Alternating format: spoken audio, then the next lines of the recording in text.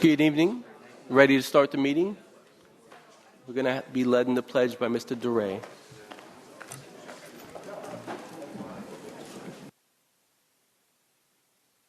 Pledge allegiance to the flag of the United States of America and to the republic for which it stands, one nation, under God, indivisible, with liberty and justice for all. Thank you. Please remain standing for a moment of silence. Thank you.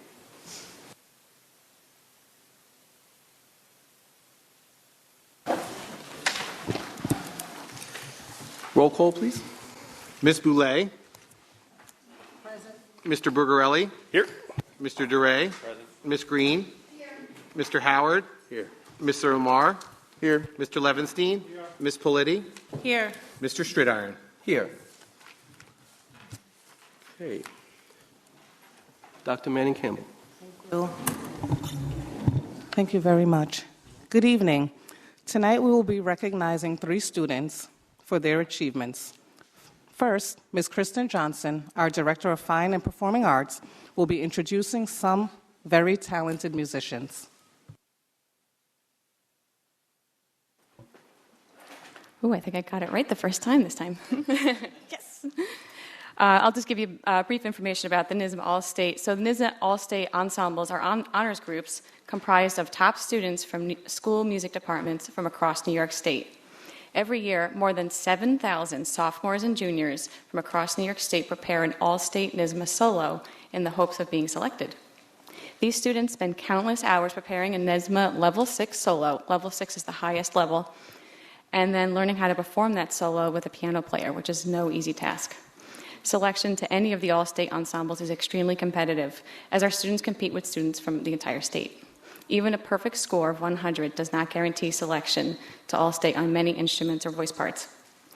2 of our students were chosen to represent the Newburgh Enlarged City School District for the 2023 NYSSMA All-State Ensembles as a direct result of their hard work and dedication.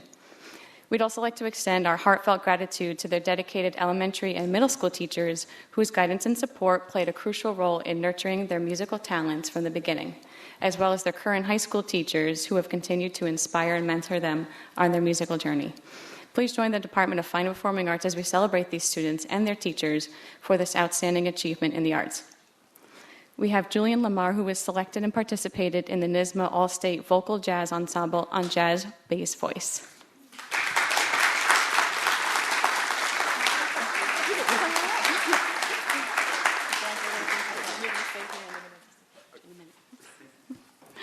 Additionally, we have Grace Musanti was selected as an alternate soprano 2 for the NYSSMA All-State Mixed Chorus.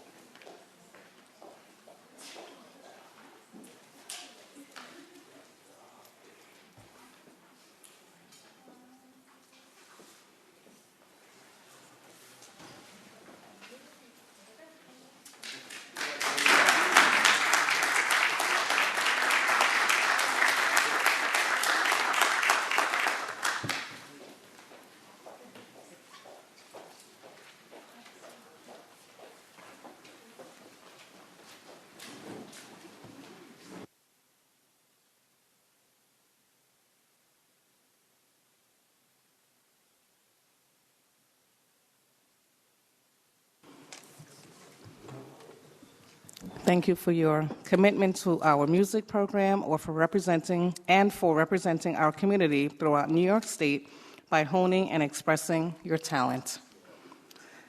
Next, Dr. Kate Farrell, our Assistant Superintendent for Curriculum and Instruction for Secondary, will be introducing a student who was selected for a unique opportunity that will enhance her academic and career options. She will also be presenting a student who has been selected to a competitive soccer team representing our district.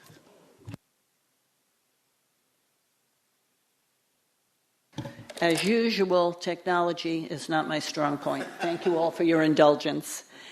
I think I'd like to start with our sports person, if that's okay with everyone. This evening we have Miss Marina Parado. Can you come up here and join me?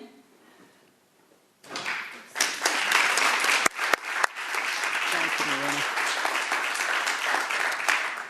Each year, the New York State Sports Writers Association identifies players from across the state and ranks them into team placements by their sports.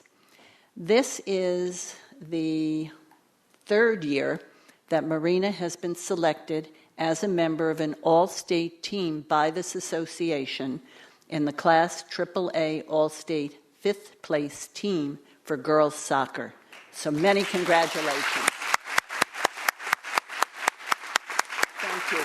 Dr. Manny Campbell for photos. And coach. Thank you.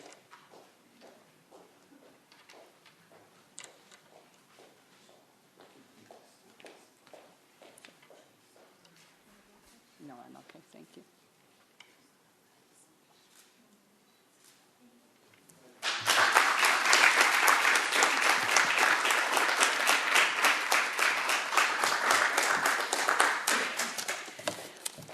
We also have with us this evening Janelle Rosales. Janelle?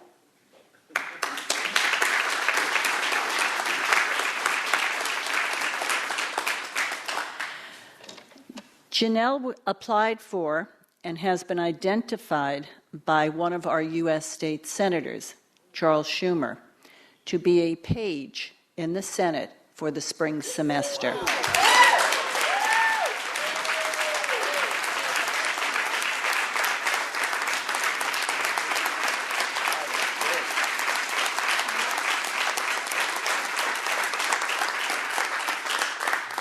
This is an incredible achievement.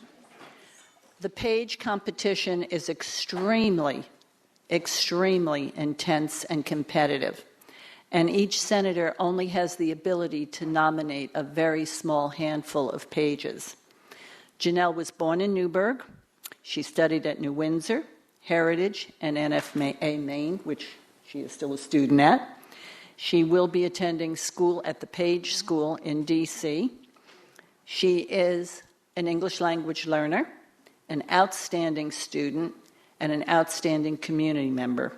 She's also a participant in our current Hudson Valley, and I have to ask Ms. Martinez Morales, to read the acronym for me. PRILAC? Yes, and it Puerto stands. Rican Hispanic Youth Leadership Institute. Thank you, thank you, thank you. And she represents us admirably. Her career plans include going to law school, hopefully being a judge in the future, and not just a politician, she's going to be a statesman and represent us all. So we should all be very proud of her accomplishments. Her family is here with us also. Family.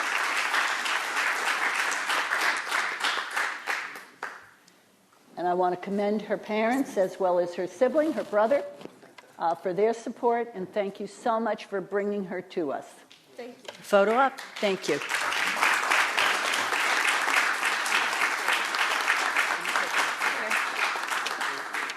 And your certificate. Thank you. I'm so proud of you. It's going to be wonderful. What an experience.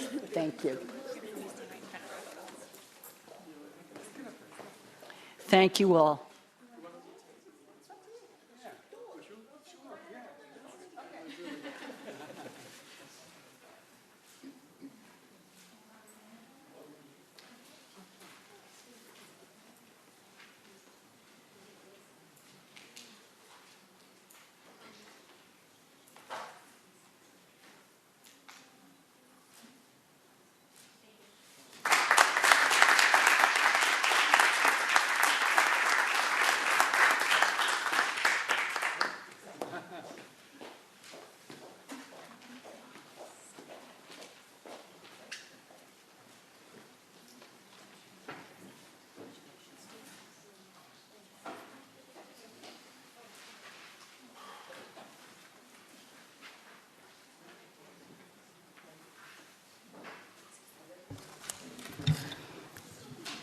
thank you for representing our scholars and community on this very prestigious experience.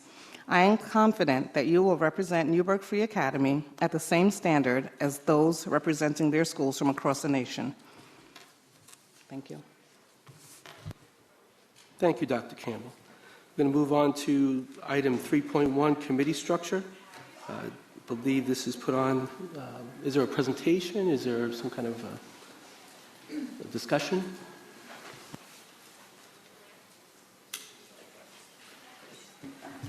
So we put that on so we can have some direction in terms of how we should move forward with the committees. Mr. Levinstein. Thank you, Mr. President. So I'll just reiterate my concern that the way the structure is set up now, with once every 3 months to just do what's legally required by those committees, is not what has been standard practice. It's not what I feel is in the best interest of the students and staff of the district. And I would like to see just doing what's legally required and not vetting the resolutions that come forth by people that have been involved in that particular subject matter, I think is a disservice, and I would like to see additional meetings and vetting of the resolutions in that particular committee. Thank you. I believe the structure we have in place right now is once every month. So if the committee chairs would prepare if we do continue with that once a month routine, if the committee chairs would submit the dates and work with the clerk and the superintendent to come up with dates for the meetings of February, that would be wonderful. That I understand what you're saying, that it reverted back because it wasn't changed, but it needs, the resolutions need to be presented to the committee so they can vet those items also. Thank you. Yes, the resolutions would still come to the committee as was in the past. Thank you. Any other comments about the committee structure? Okay, thank you. We're going to move on to item 4.1, public comment on agenda items. Do you have a list? You have nobody signed up for agenda items, sir. Okay. Anybody who'd like to speak on agenda items? Okay.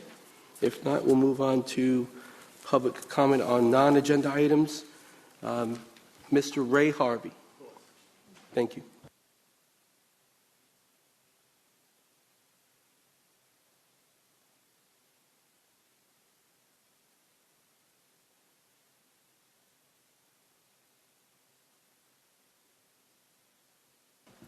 There you go. Thank you, sir.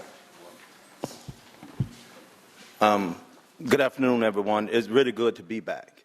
I've been sick for a while, but I'm better now. A couple of the non-agenda items I want to talk about is we had a meeting today, and it was an outstanding meeting with a gentleman who, if he walks into this room, you will know that this gentleman did, I think, 24, 27 years in prison. He's now as an entrepreneur. He has 3 business of his own that he's running. And he came up to, I got to get Habitat a shout out. They the one that brought him here to try to get the community to come together. And the thing that I took away from that the most was, and trust me, it wasn't like he graduated top of his class in high school. He was busted into an all-white school. He was one of the 16 black kids that went to the school, and he graduated top of that class. But because I bring that up to really get you to understand the drama that is in communities. And he went through a lot of drama, right? Like, it was crazy to hear his story. It wasn't because he wasn't educated. It wasn't because of whatever. It was just because of what he went through in his childhood that made him have to play tough, and it ended up him in prison. Fortunately, we have him back out now so that he can share his story and maybe change some things. But the thing I want to talk about is the thing that he drove home is what can we do with our leaders to make them better, right? Instead of turn our leaders down, let's put energy behind them and make them a better leader. And if they fail, then we'll hold them accountable. But until we do that as a whole, and you know, I'm going to speak a little bit on Dr. Kemmer because I that's who I'm talking about. I've been to a couple community events, and every event I've been to, and it ain't like I called her and said, I'm going, she shows up. And when she shows up knowing that the people in the audience going to ask her questions about and hold her, put her on the hot seat, as we called it. But she continued to shows up at these events, her and her staff. And so my thing is, and you know, I don't know what's been happening, because like I said, I've been sick, but we got to stop thinking that something as important as our education system going to change overnight. We have a great leader. We just need to get behind that great leader and give her an opportunity for her to do her job. And then let's grade her and everybody else. And if they are not doing their job, then we, as the people, can get rid of them. But we need to stop thinking that something that is important as our education system going to change overnight. And I get a lot of slack from people that is in my circle because I defended my superintendent, our superintendent. Because she ain't doing this. Well, you ain't gave her time. She just got here. She still just got here, people. Right? And I know people don't want to hear that, but that's the truth. When you take on something as a school superintendent of a school that's been neglected for years, decades, that's not an easy task, man. I wouldn't want to do it. Serious, I wouldn't want to do it. Because I know she can't, whatever she do, she going to get criticized. Right or wrong, she going to get criticized by someone. But our goal should be to back all of our leaders, whether it's the superintendent, our manager, city manager, our city councils, so that they can do their best jobs to make this city a great city that it should be. I'm so excited to see the drawings of this new building that we're going to get, because I've been waiting for it. This is exciting to me. And on another note, I don't want to spoil nothing, but we got a coach of the year in track, whether y'all know it or not. I don't know whether you know it, but Thank you, I Mr. got the Harvey. email. So keep doing what you're doing. Would anyone else like to speak on non-agenda items?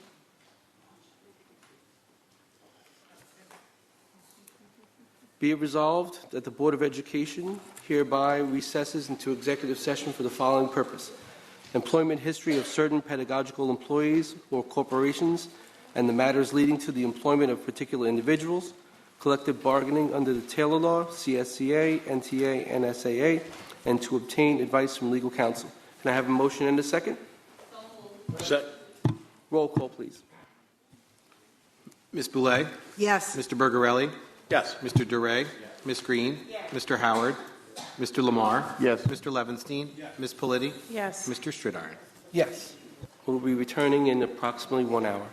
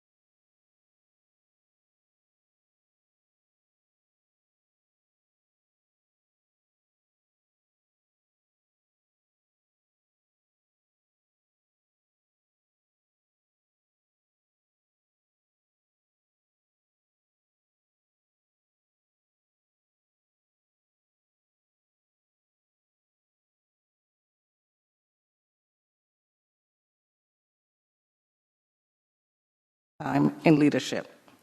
Just imagine what we can achieve for our children when we all start working together.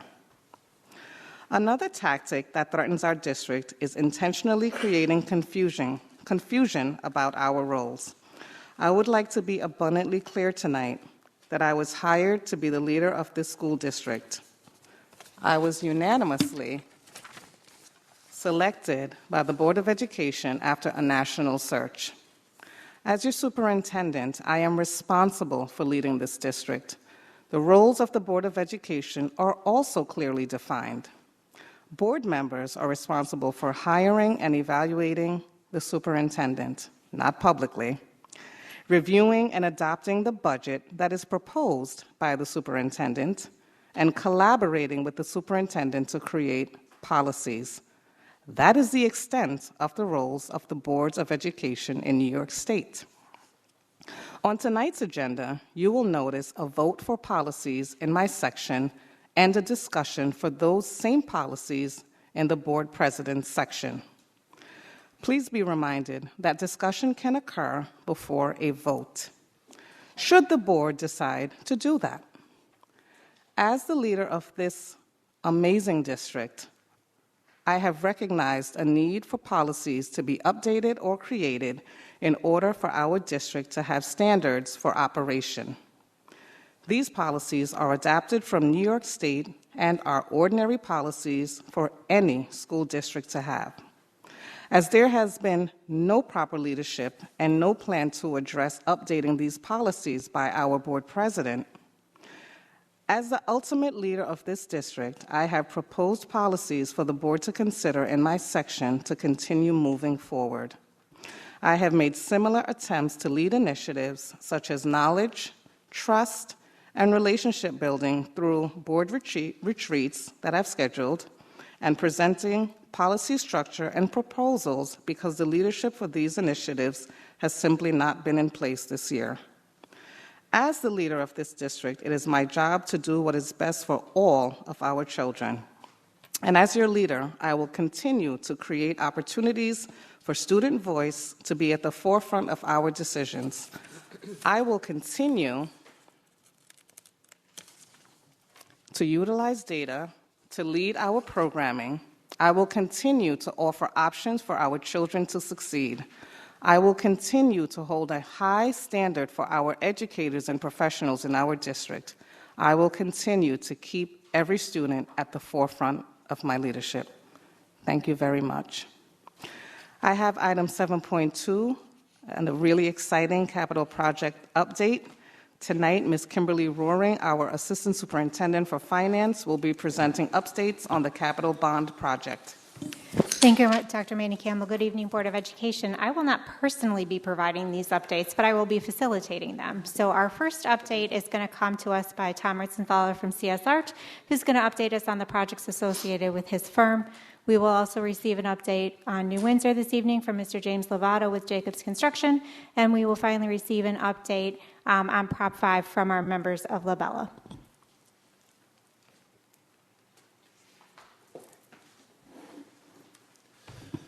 Good evening. It's certainly a pleasure to be here this evening. I do have a quick agenda of projects that we'd like to review for the board. And I'm going to try to be brief through the first several of them because I think everybody is really more anxious to see the update on the new CTE building. So I certainly encourage the board, should they want to ask questions either during or after my presentation, you are certainly more than welcome to. So we're going to start with Heritage Middle School. And I always put this site up because everything we do when we talk about construction should be to improve the education for the children in Newburgh. We firmly believe that. I know the district believes in that. So we always want to stay focused on that one point. So the Heritage Middle School site circulation project, just to remind the board that this is a project to upgrade both the ingress and egress from the middle school to avoid cars that are queuing onto Union Avenue. This especially happens during the pickup sequence, and so we are putting some turnoff lanes, as you can see, along the service drive up to the bus loop. We're extending the bus loop so all the buses can queue within the circle itself. We're upgrading the pavements.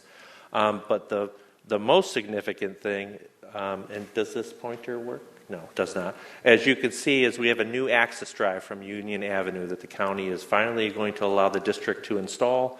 And so that is really going to help us from an emergency services perspective, as well as during those drop-off and pickup sequences, separating out both the staff vehicle movements and the bus student movements. So very exciting.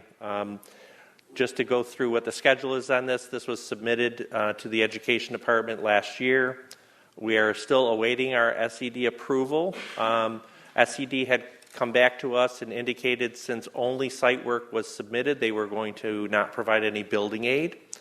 So we spoke with the Education Department and they allowed us to submit an addendum with some additional capital work on the building that was also identified within your referendum.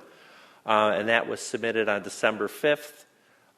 And I will be the first to tell the board that they have gotten back to us and they did indicate that they are going to allow aid for the site work components of the project. So that was good news. We are going to make sure that we get every bit of building aid necessary for the projects. We anticipate SED approval early next month. We're at the tail end of that cycle. And then we look at bidding this project end of February into March and try to award contracts by April. Remember, they can start this early with that additional entry exit way roadway, so we don't have to wait until school is off to begin this work. We want to get a jump on it. And then we're looking at substantial completion by August 30th of this year. So that one is pretty much on track. And some good news in there. So let's talk about the emergency concrete replacement. I can't believe I'm still talking about this project. But as you know, this is the very deteriorated elevated concrete slab and stairway that was at the back of the NFA that serves the gymnasium, and it's really above the boys' locker room. Just showing you some progress photos. We do have all of the stair components. They have been cast. They are all in place. We have temporary railing systems up, but they are actually in the process of installing the permanent railings on the site this week. So you can see we've done some things to avoid some of the pitfalls of the past design. So we've added a lot of drainage so we can better drain these areas so they won't continue to deteriorate like the past project. So just to go through the contract, we awarded this contract in June of last year. It began construction June 26th. We anticipated September 1st the project to be complete. Well, obviously I'm here talking about the project, so that didn't happen. We estimate substantial completion now as of April 1st. We're wrapping up the railings. We're wrapping up the interior vestibule. A lot of this delay was due to delays in completing shop drawings and procurement of materials, especially for storefronts and doors, which are longer lead time items. And we're looking to have this project closed out by April 30th. Now, before I get the question about the weight room, because I know it's out there, the contractor's in the process of installing the railing to the exit stairs from that weight room. As soon as that railing is installed, we'll be able to then allow the use of the weight room from that point forward. So we're really pushing the contractor to get that done as soon as possible. The railing is on site and available for installation. So hopefully that will be done, and I'm hoping even as soon as the end of the week, but don't quote me on that. I got to get with them and I got to inspect it to make sure it's appropriate. So the NFA locker room renovations. Again, this is the renovation of the boys' primary gym locker rooms, as well as team rooms for both the boys' programs as well as the girls' programs. This is what the existing locker rooms look like. I've shown these pictures previously. We are going to be really gut renovating this entire area, and so you can see we're going to be creating in the center of this diagram is the primary boys' locker room with toileting facilities. We'll have a coach's office for the boys' facilities. We're going to add a coach's office or a PE office for the girls' locker room facility. And then on either side to the left, you'll see there's a team room for the girls' programs, and there's a team room on the right for the boys' programs. Those are all equal. There's the same number of square footage as well as locker rooms to serve both. It's very equitably distributed. We do have next to, you can see along the top, there's toileting for the primary boys' locker room. We do have another locker room which was set up for gender-neutral facilities as well as for facilities for referees and other coaching staff during those events. Just a 3D view of that showing the different areas of the locker room. I think you've had this in a package that was supplied to you. Again, we're submitting to the State Education Department. We submitted this month. We anticipate SED approval on or about July of this year. We will bid this in September. SED right now, is, as the board may or may not know, is running about 24 to 26 weeks. So basically 6 months. And so we intend now to award contracts mid-October. This is a very isolated area of the school, so we can do this work pretty much at any time because we can sequester this off from any other areas of the building that would interrupt instruction. Start a construction in November and look at completion August 1st of 2025. Again, this is a pretty significant and impactful project, so it's going to take a little bit of time to get through all the phases of it. We are really gut renovating, including taking out floor slab to do new under slab pipe work and services. So it's pretty impactful. So now let's talk about what everybody's been waiting to hear about. So I'm going to go through the update for the new CTE building. Let me just take you through the site so everyone understands how the site is currently laid out. So along the upper left-hand side, you can see that's West Street that runs up the hill. And on the right side of the page is Gidney Avenue that kind of comes down the hill and kind of ends where you enter into the student parking lot for the NFA. You can see on the upper right-hand side, those are the existing fields. They will remain as they are currently configured. We're not impacting those fields whatsoever. And so right in the middle, you can see we have the new career and technical education building. There is an entrance off West Street. You can see we have a primary bus loop, which is angled in busing for the pickup of students especially. And then an exit back out onto West Street. From that entry, you can loop back around the building for visitor and staff parking. There's additional staff parking to what would be almost the north side of the building, in this case the right side of the page. You can see we do have a turnabout in that location, and that's to accommodate parents that drop their students off. There's a drop-off zone, and to avoid them either looping through a parking lot or back around the building, they can navigate that roundabout and go right back out the Gidney Avenue entrance. So that's the site. We have eliminated all the surface or the subsurface stormwater retention, and we've managed stormwater in other creative ways. We do have some existing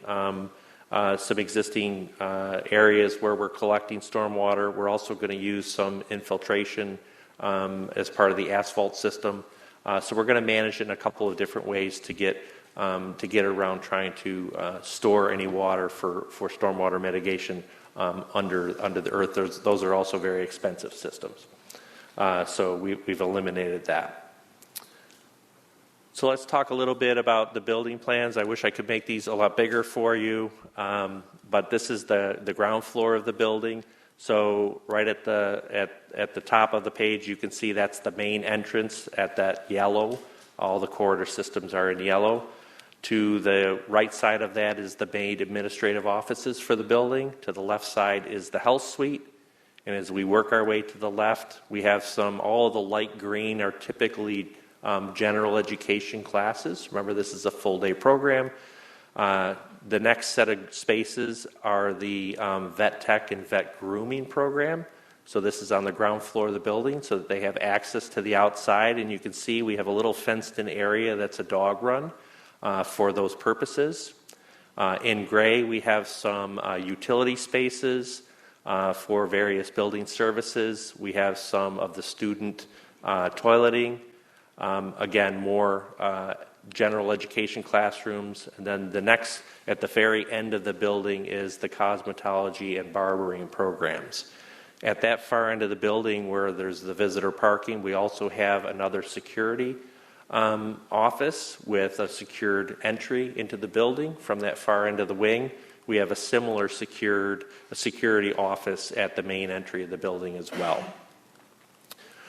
All along the bottom, these are all of your labs, a lot of your labs. So we have the auto tech and auto body, and right in the middle, in between those, we have welding.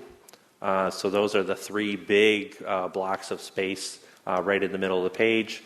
And then down that end of the building, heading to the right, those are all your construction shops. Plumbing, HVAC, electrical, and your construction trades. All to the end, and then we've got a big construction trade storage area as well. Right in the middle in orange, that's the cafeteria. So we have a cafeteria to serve 4 lunch periods. It's got 2 serving lines to get the kids through effectively. I'll show you a little rendition of what the cafeteria itself looks like. You can see the big block of white. That's going to be an outdoor eating area or outdoor area that you can use for dining in good weather to give you some more opportunities to seat the kids in different ways. And then the big block in blue, of course, is the gymnasium with the locker rooms and the storage and some toileting. You're able to sequester this section of the building off if you wanted to do after-hour events and not open the entire building. There is an entry from this location right to the parking lot that's served off Gidney Avenue. That also does have the ability to have the metal detection as you come into the building from that location as well. So it works as a really, really good feature. Moving up to the second floor. So second floor will work from left to right. At the very end of the building, that's your science lab, biology. You have a general classroom. You have your nursing program, that bigger block. And then you have that block of gray, which is, again, student toileting and some of the utilities for the building. The next big green block is your culinary lab. And directly across from your culinary lab is a culinary classroom, your walk-in fridge and coolers, your dry storage, and your culinary office. That's all in the green block right in the middle, surrounded by the corridors. At the very end of that top block, you have 3 general education spaces, and then the big block at the very end, that's your fashion lab, which has a lot of internal storage for storing all their bolts of fabric and everything. Really, really nice space in the building. So down on the lower end, going from left to right, we have some general education spaces. We have the first purple area you come to, that's a teacher's lounge. We have that on both level 2 and level 3 up above. It does have access to mother's room as well in the building. We have some mechanical and utility spaces, and then we have a bar of classroom spaces that are for general education. There's an additional science room, and at the very end, all the way to the right, there is an art room. And the art room is on the north side of the building because it has nice diffused light to service for that program. The purple areas in and along that bar adjacent to the corridor, you have a student services portion, which is your guidance, psychologists, and that's right in the middle along with an area for reception. And then further down, you have 2 other resource rooms. And again, these would share light from across the corridor, across the hallway. And then the very last is a dedicated storage room for your art program. And then up on the 3rd floor, again, working from left to right, you have your teacher's lounge, the first block of green areas. That is your TV production lab with the green space and the production room, and then the lab itself. We have 3 computer rooms, all with dedicated storage components to them. And at the very end, that is your your photo lab with your dedicated dark room and development room. Just to give you visually what some of these spaces look like. So this is a standard educational classroom. So you can see we're allowing some of the building to be exposed and seen. This is a technical building, so we want it to be a learning tool for the students. So you can see we're going to have a grid that's laid in, but it won't have any tile in it. You'll be able to see above it. Linear lighting. And you can see we got smartboard and other display boards at the front. And then, of course, all the classrooms have the appropriate windows per the SED mandates. The cafeteria. So you can see this is a cafeteria that provides for a variety of different seating. You've got seating at the counter, which would give students access to power and USB ports so that they could charge their various devices while they sit and learn and eat or converse with their friends. Different seating in the middle for the lunch program. The actual serving lines would be behind the viewpoint of this picture. The very end with that colorful display, that is area for your recycling, your trash collection, etc. And we have that in several locations. All of these areas are, of course, open to the hallways. During an emergency, fire shutters would come down and close these areas off as required by code, and there's doorways on either end and either side for exiting purposes. This is the nursing lab. You can see there are many stations, bed stations around, each served by a sink, served by different components for the program, and then a central area in the center for that. All of the area along the green wall, those are the area for washer dryer rooms, for storage rooms, and other things that support the program for the nursing program itself. And this is on the second floor of the building. The cosmetology lab, you can see the individual stations for hairdressing. Along the back wall, you can see that we have the wash stations.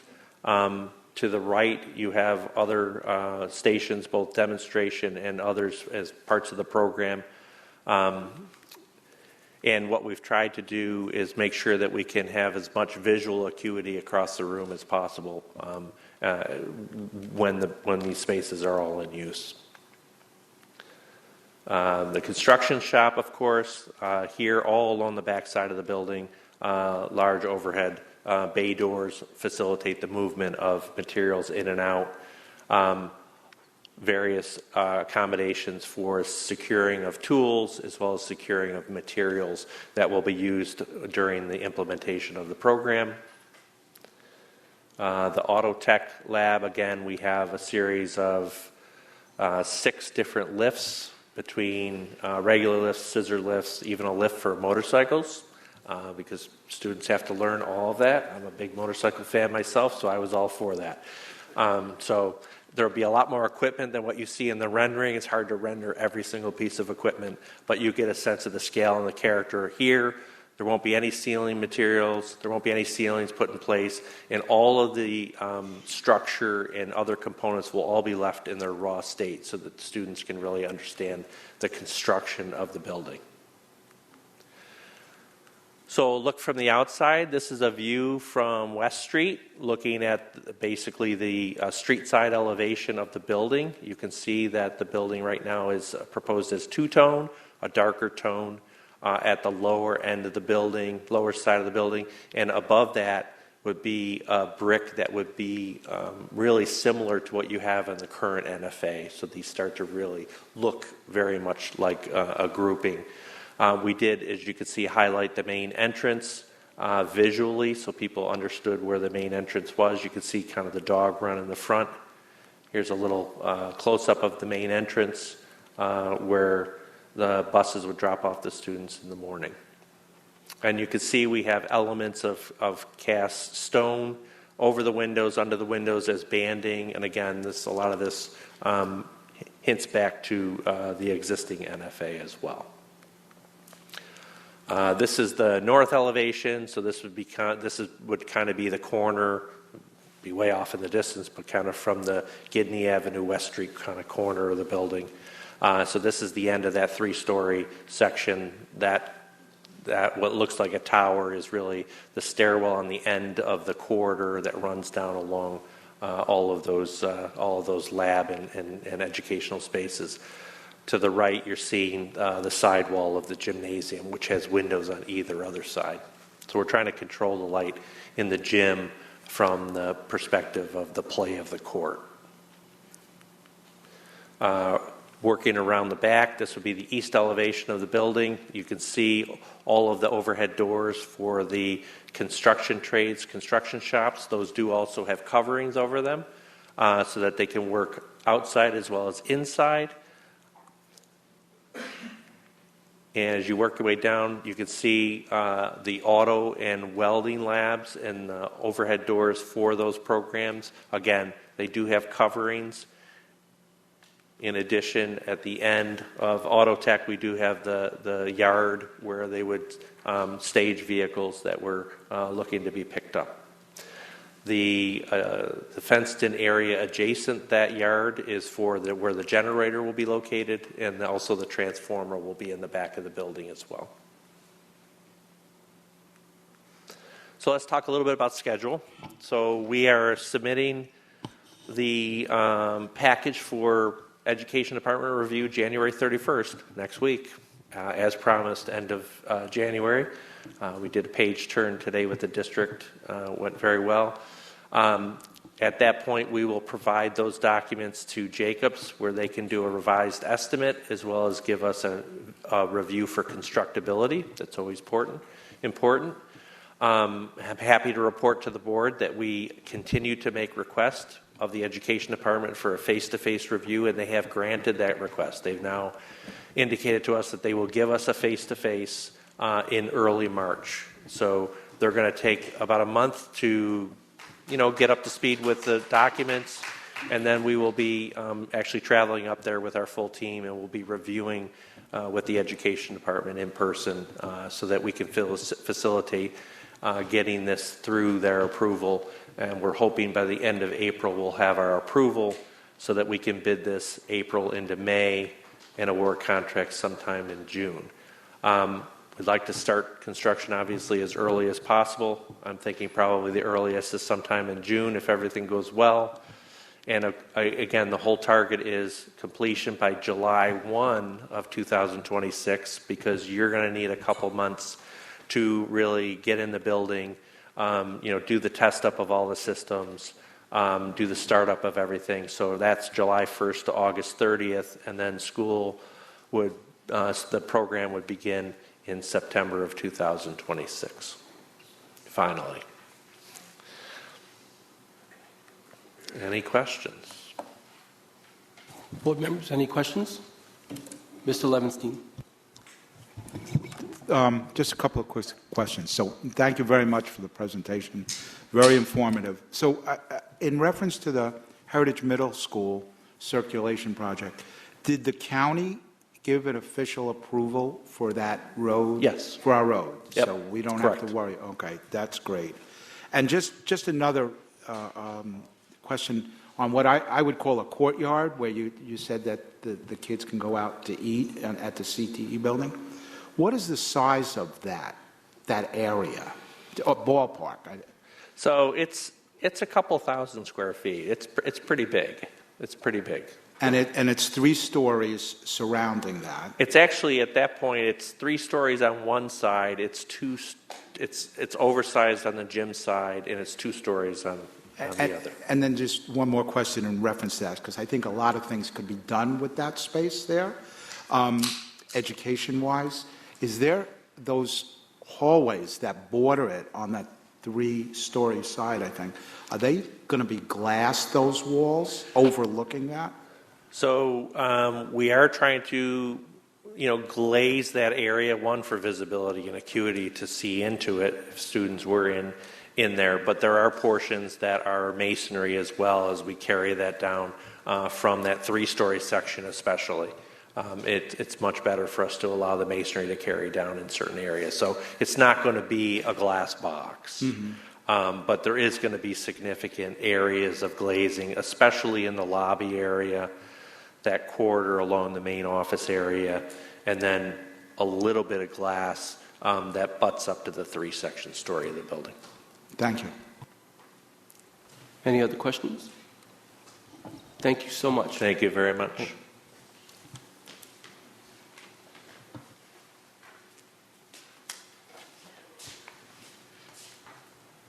All right, let's see how to use this. Good evening. My name is James Lovato. I'm with Jacobs.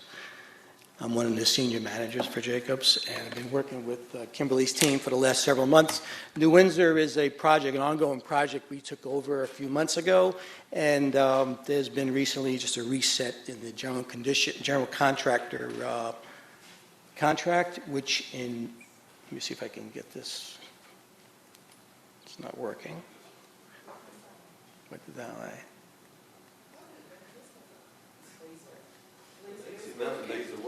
Now the laser's working.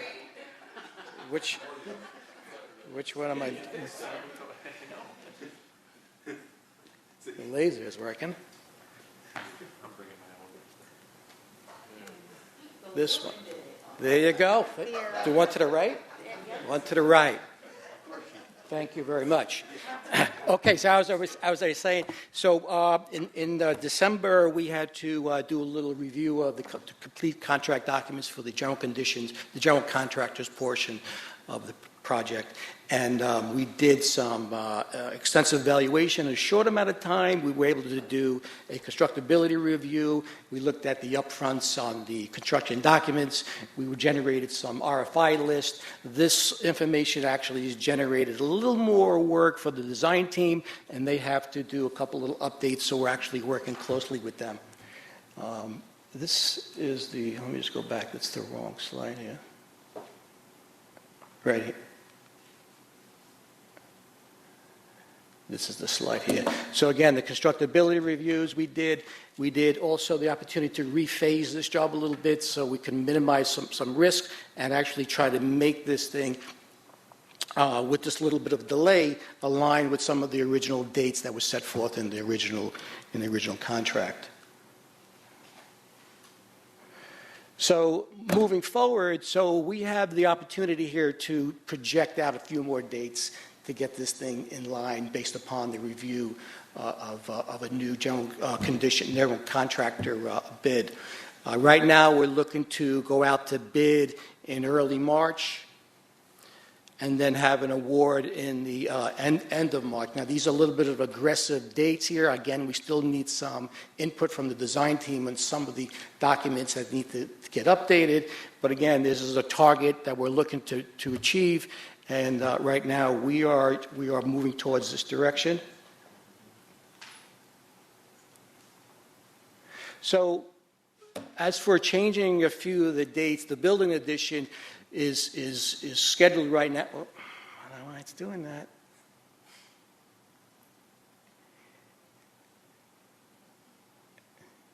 All right, let me see.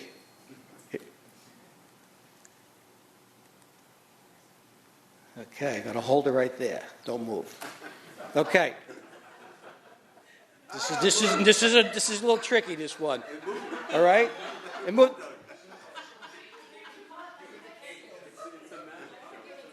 Look at this. Look at this. I'm not even doing anything.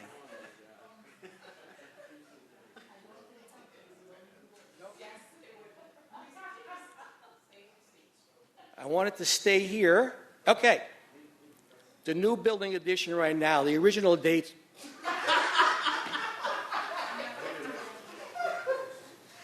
Am I on camera or something here? I mean, this is like.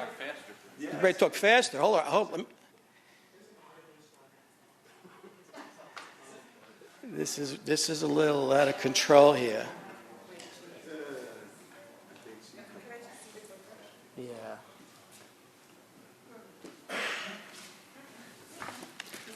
Anybody see that?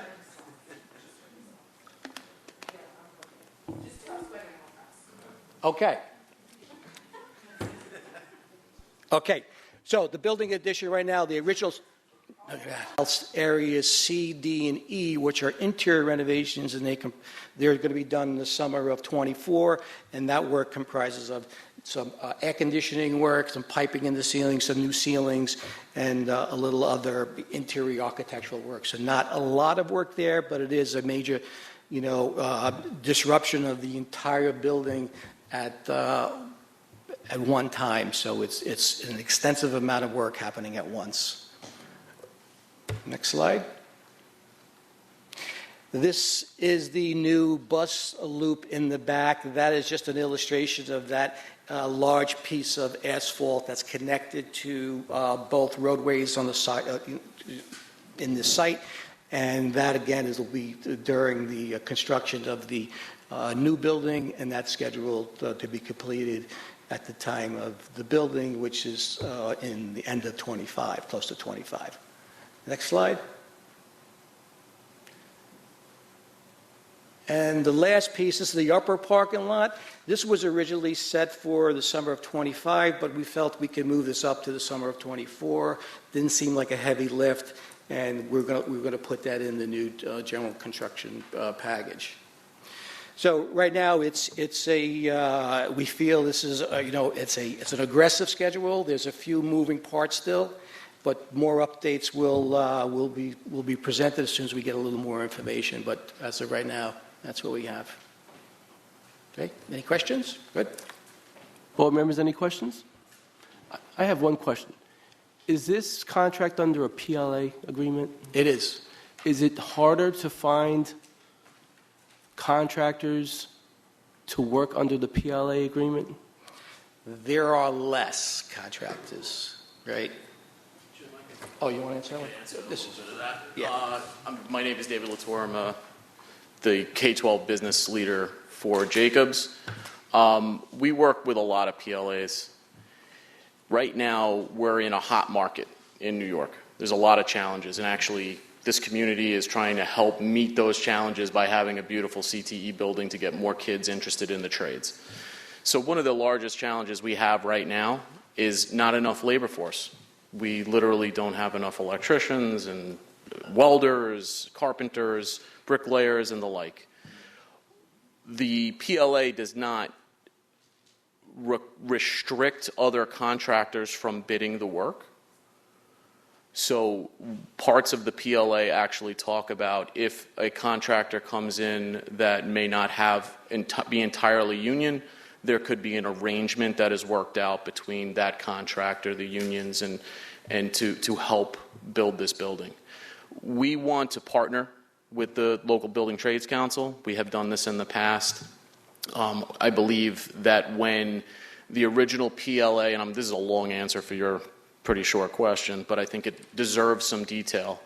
Through that partnering, we really want to talk about how the market has changed since the PLA agreement was ratified, because there is significant changes to the local market. We went through COVID, then we also have this, what is a significant building boom in New York State. We haven't had one in a very long time. Usually everything is downstate in the New York City area, but actually being in the Hudson Valley and further north, there are facilities like Micron, who's building chip plants that are taking up a lot of the labor force in the surrounding areas, including the surrounding states. That's how big these projects are. They're billion-dollar programs with a B. And it's not just one, the Buffalo Bills Stadium, an exciting project that is also taking labor from other parts of the region. And then there is a new public health laboratory that the state announced that is a $1.5 billion endeavor, which is really not that far away from us. The local Hudson Valley Building Trades Council also goes all the way up to the capital region, so they are very well versed in the total demand on the local labor force. So this is really the time to go and talk and kind of reinvent this program from even the perspective of the PLA. We haven't spoken to them yet, and if they're watching, we're going to be calling you. But really, at this point, in order to develop bidder interest for programs like the CTE building, like New Windsor, and the follow-on projects within the Newburgh program, we really want to partner with the local community as well as the local contractors. We need them, they need us, right? and there's a lot of competition. So with that said, we will endeavor to meet their demands as well as the district's demands because, quite frankly, they need the CTE building just as much as this community, and I think we've got a lot going for us. Thank you for that answer. I actually didn't expect it to be so detailed, I'm so sorry. that was great. Yeah. Mr. Levenstein. So, thank you for explaining how things are different. You are correct. And when this was first discussed pre-referendum, the support of the local unions was important to get this approved locally by the taxpayers. It was supported by our district unions also. So they were a part of getting this to this point. And I understand now, yes, things are changed, but they should still, like you say, work with whatever needs to be done. But I don't think we're at the point of saying, well, let's try to not use that to save a little money or a little time. Oh, no. And that, to clarify, that's not the intent. I think we, a strong partner like the unions, that's one of the reasons why you have a PLA arrangement. Correct. And I know that they would love to have more people, more kids be able to come out of that for their unions too. Thank you. Absolutely. Board members, any other questions? Thank you very much. Okay. Thank you. Thank you so much. This is going to be exciting. Thank you. Mike. The final section of the presentation is around Proposition 5, better known to all of us as adding air conditioning to many of our schools. All right. Good evening. I will try to make it a little bit more interesting than my colleague Tom Rissenthaler, thanks to my Alabama accent. All right. So my name is Pasquale Marchese. I'm a senior project manager with Labella Associate. It's extremely my pleasure to be here. Actually, in my past life, I was here, but that's closed chapter. So we're going to talk about first I want to introduce my team. We have Joe Rodriguez, is one of my senior designer, and we have Dakota McDough. It's one of our senior mechanical engineer. Unfortunately, our electrical engineer couldn't be here. Something come up. He was ready to come yesterday, but something happened today. Like I mentioned, this will not be as flashy as the presentation before, but I think it's as important for the community and for the Newburgh Enlarged City School District to provide a better and comfortable environment for instructional space. So as you guys know, 2019 Proposition 5 was tailored to provide HVAC for all school buildings. Oh, I don't have the click. Next, thank you. So we have worked with Mr. Roaring, Mr. Velez, Ms. Gonzalez, and the Jacobs. We have worked to and evaluate what was the original scope for Proposition 5. And after we have study and evaluate, I see something going on there. After we evaluate through all the buildings they left from previous work, we identified the 9 buildings that will need to have a HVAC. Based on our investigation, we divide the project in 3 different phases. The first phase is, the reason we made that decision together with your administrator was because some of the building from the initial investigation, they didn't need some electrical service upgrade. Because like also Mr. Levato and Mr. Ritzetaler mentioned, we have long lead items, especially for electrical service. So Gidney was one of the ones that they need, and also Temple Hill and Meadow Hill. didn't need electrical service upgrade. So we proceed through the submission to SED for December 22nd with the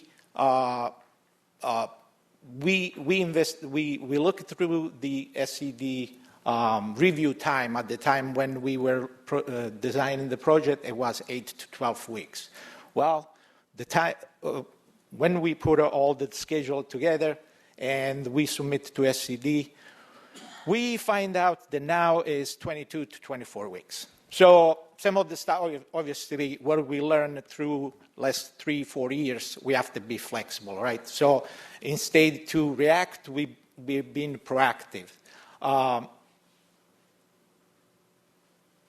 Submit to SED. So now we have to wait for SED. I will contact our project manager and see a little bit what we can do. Well, your project manager as New York State Education Department, and see if we can accelerate, because it's also a level 1 alteration, what's this called? So we may be able to shorten than 20 to 24 weeks. I cannot promise that. Obviously, we are in the mercy of New York State Education Department. So what happened while we were doing the evaluation, we had to contact Central Addison, make sure that they're aware we put an additional load on all 3 schools. Well, what came up was, well, you currently have Temple Hill and Meadow Hill as internal transformer.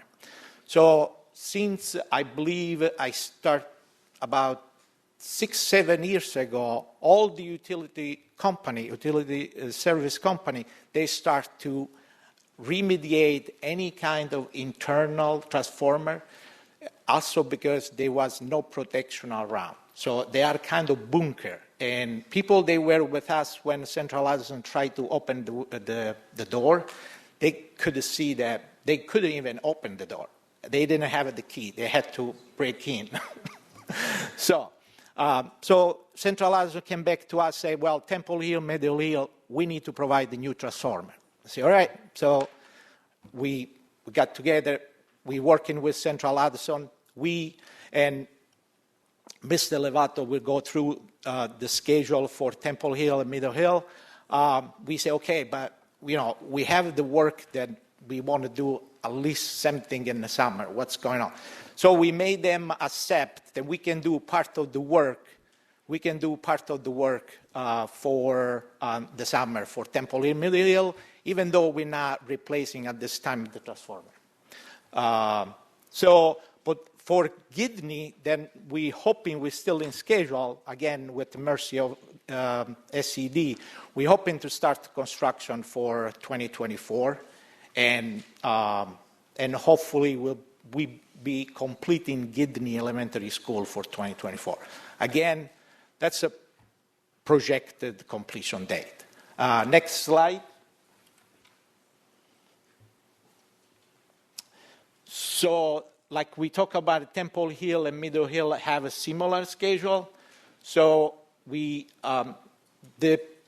projected the projected approval from SED still in June, July, with the award. But because we will need to provide additional services, we will need to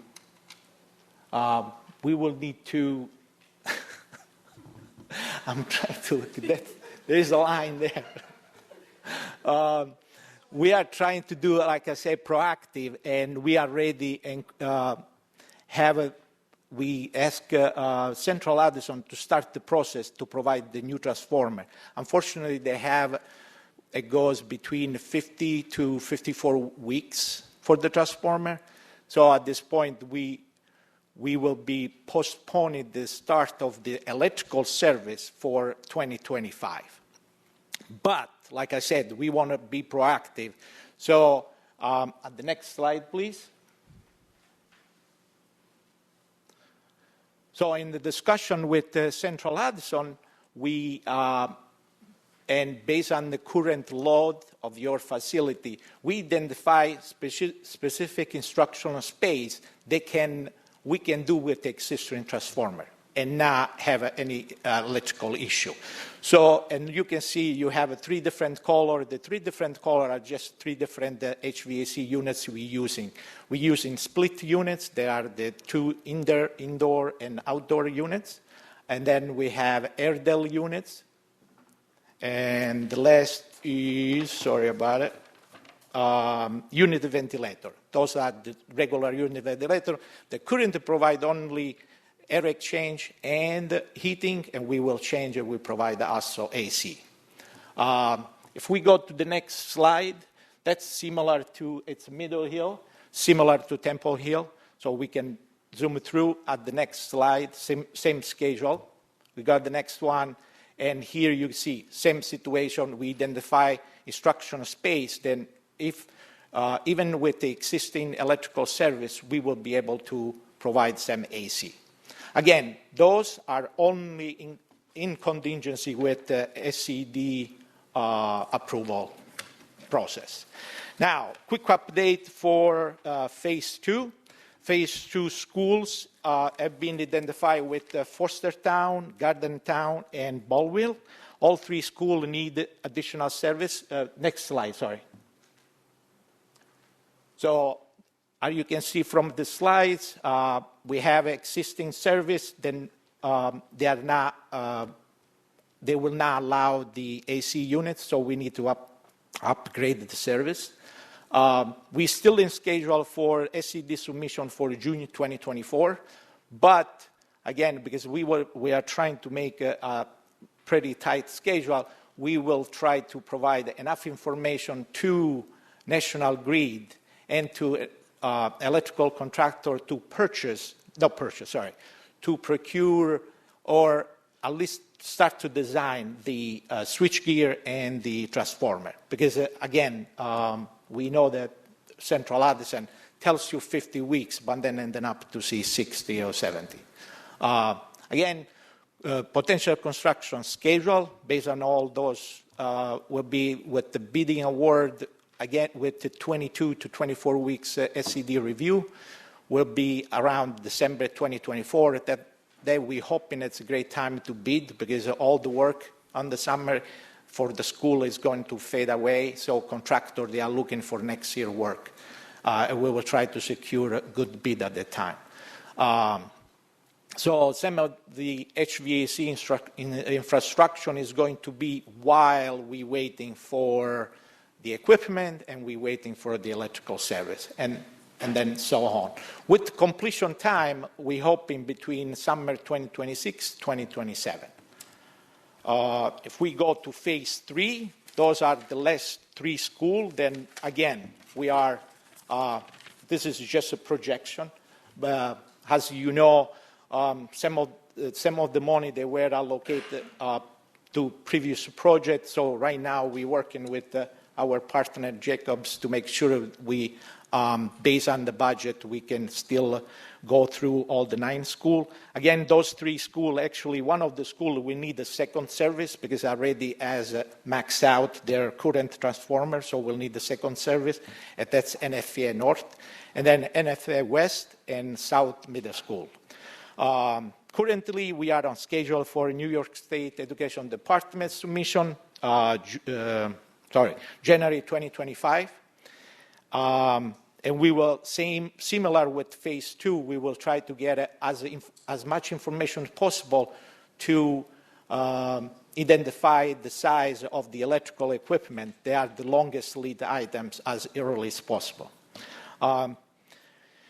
So for this one, we will have some work through summer 2026 and then potential completion summer 2027.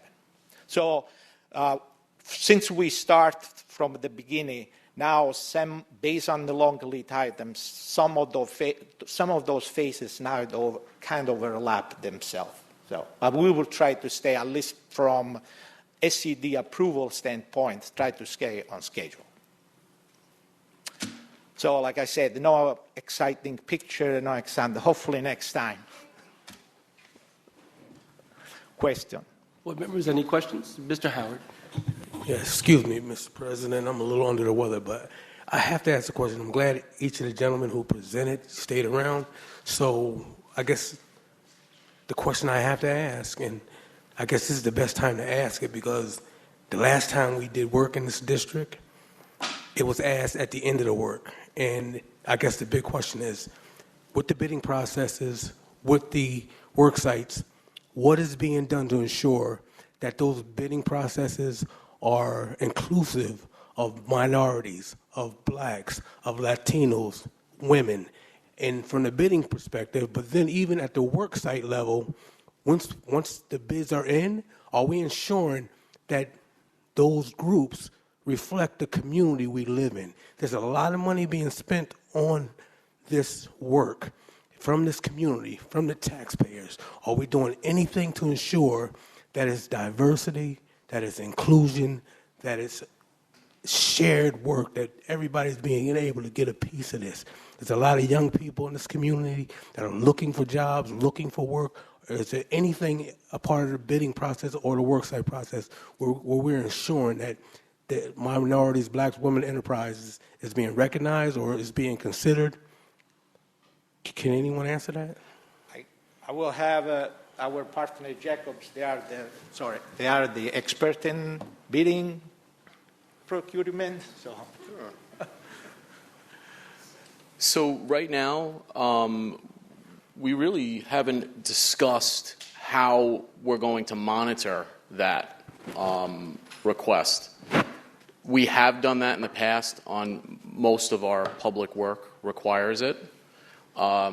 Particularly with local-owned businesses, I think that you bring up a great point, and again, that's why we want to partner with the PLA, because if, there are many locally owned businesses that are union, we want to make sure that they're well represented, but also if there are smaller businesses, maybe there should be incentives within the contracts to allow for that. That's something that the board, we could put together a plan and present that to the board for their consideration, because you asked two questions. One, how do we bid the projects where we are openly we are fostering open competition, right? And in any public bid process, when we're using taxpayer dollars, there are laws that govern that, and we work with the district's council to make sure that we are advertising on time, that we are drumming up bidders' interest. And it's interesting that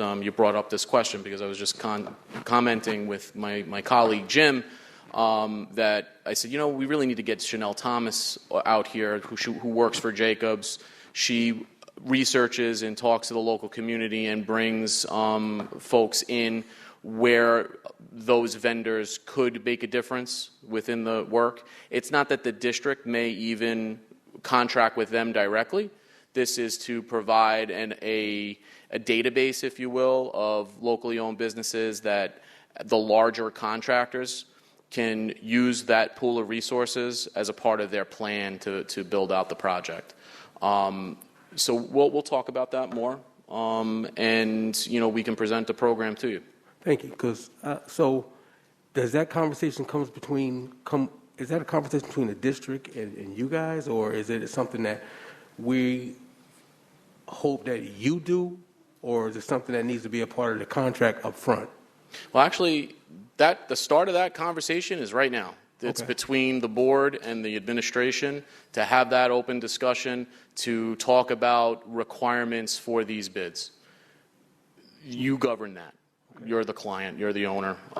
You enter into agreements with the contractors. Ms. Roaring, I think the superintendent wants you to.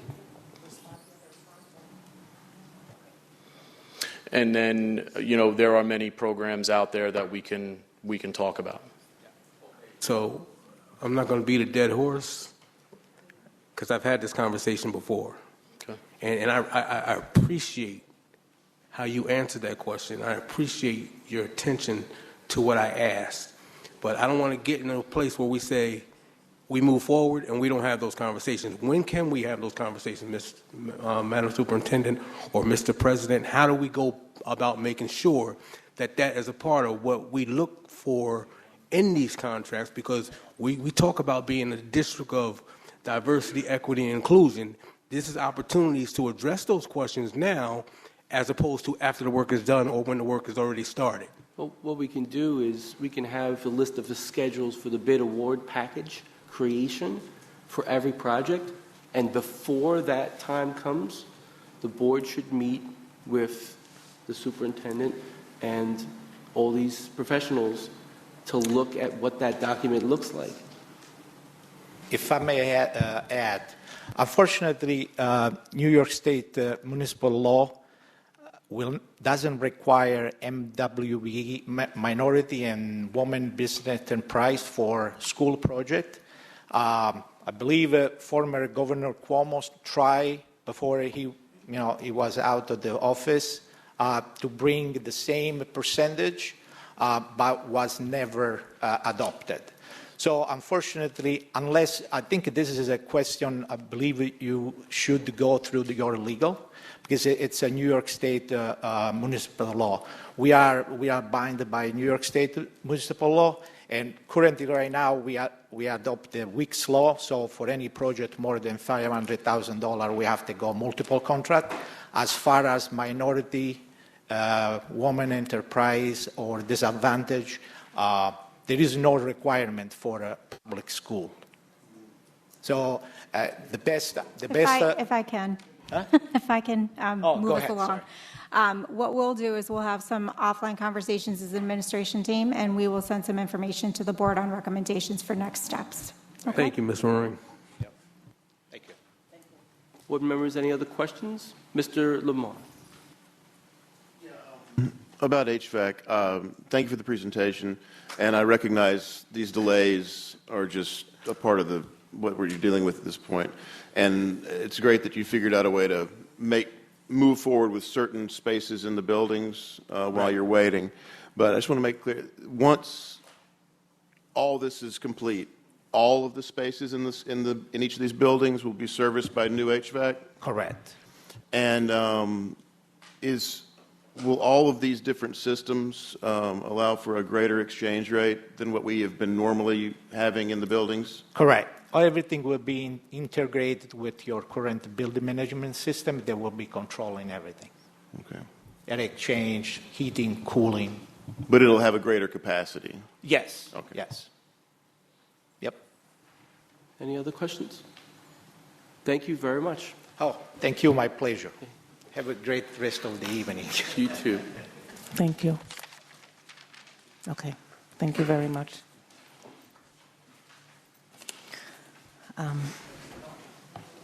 I present items 7.3 to 7.12 as consent items for your consideration, trustees, this evening.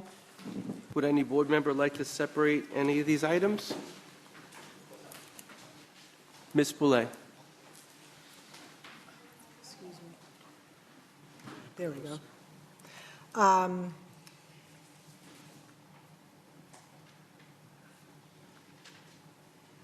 7.3 and 7.4. Any other items to separate? Okay, so we will, if we can get a motion for items 7.5 through 7.12. A motion and a second on those? So moved. Any discussion on those items? Mr. Levinstein. I would just like to ask, maybe Mr. Shaw can give a brief description of these resolutions, 7.5 to 7.12, in reference to Article 65, why the school board needs to vote on these items.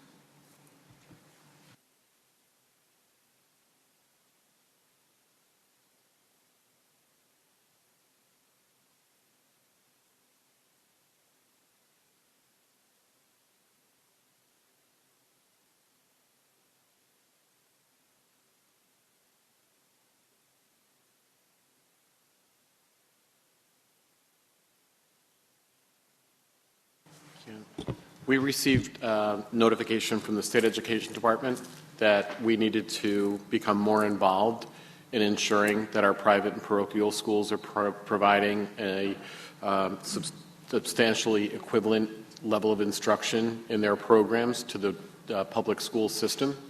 And over the summer, the regents updated and provided guidance on how a school district was to do that. I provided several responses to the board in the Board of Ed weeklies, giving you an update as to the progress that we've been making towards achieving this. There were 7 pathways that the State Education Department provided guidance for a parochial or a private school to select that would demonstrate that proficiency.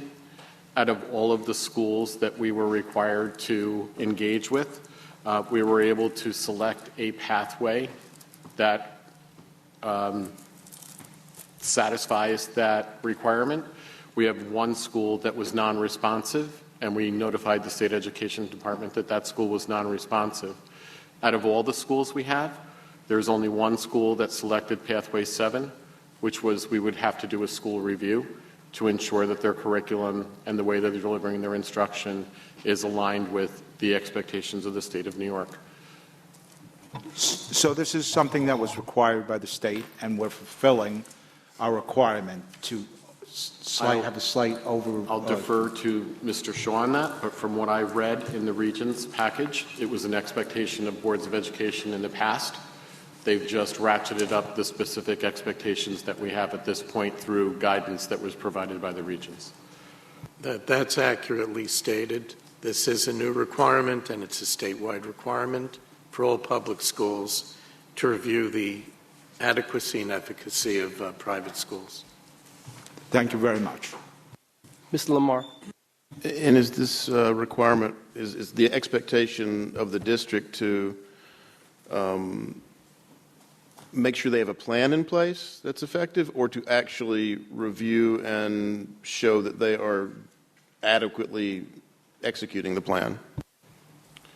Several of the pathways require evidence to be submitted. For example, one opportunity of a pathway is that they administer the New York State assessments.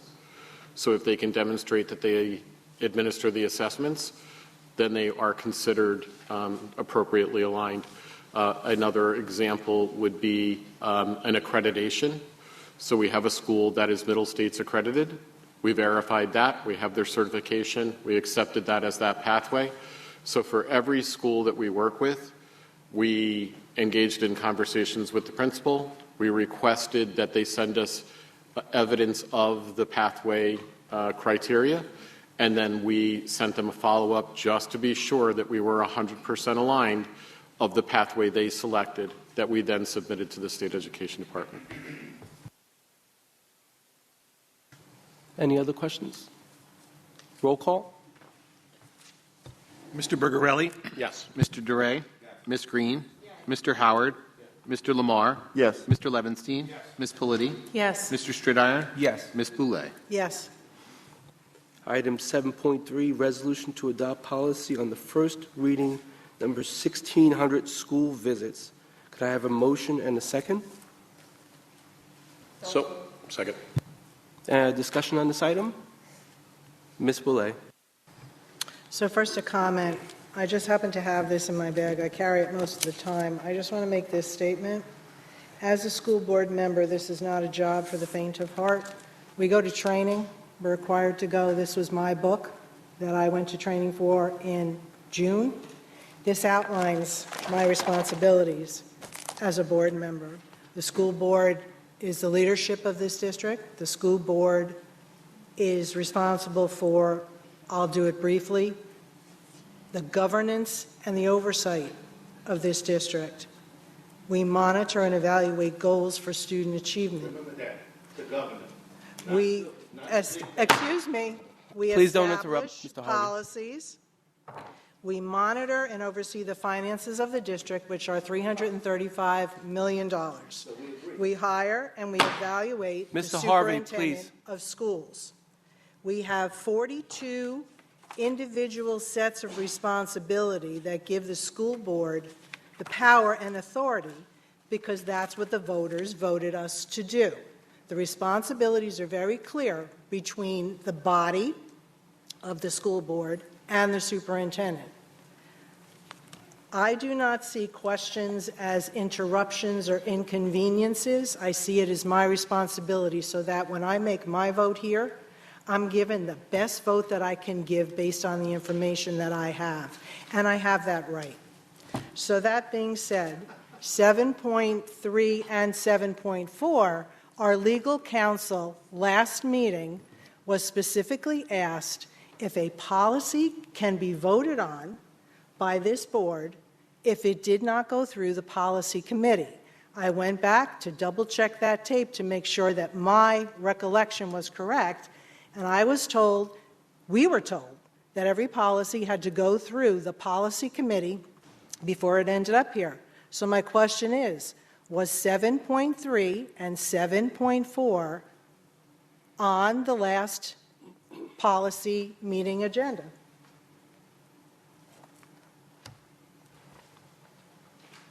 Did we have a policy meeting with this on the agenda? I don't believe so. If it was not on the agenda, and if the legal ruling at the last meeting was that we can't entertain it until it goes through the policy committee, then I don't understand why these two are on here. Mr. Shaw, could you help us?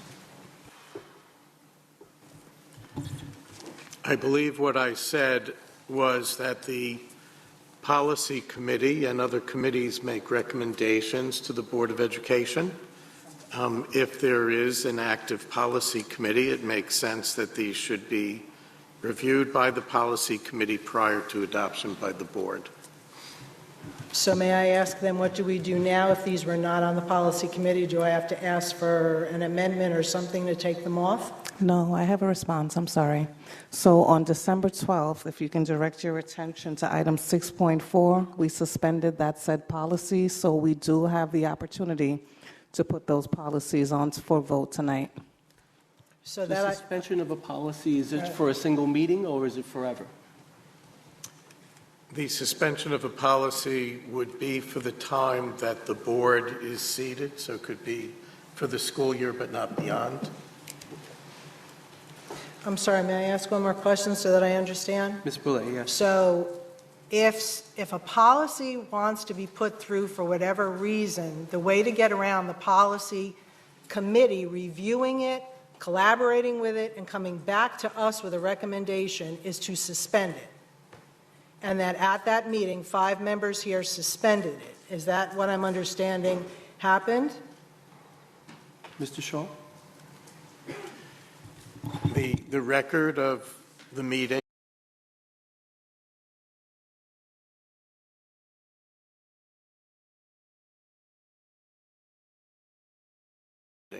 which is debatable. So I'm going to ask that the full board reviews the policies 7.3 and 7.4 tonight. Well, that's not one of the options. Mr. Shaw gave us 2 options. To table it for a time being when it's put back on the agenda by either yourself or myself, or to pick a date now to put it back on the agenda. Mr. Levenstein. Mr. Shaw, you said should. Did you say it's required?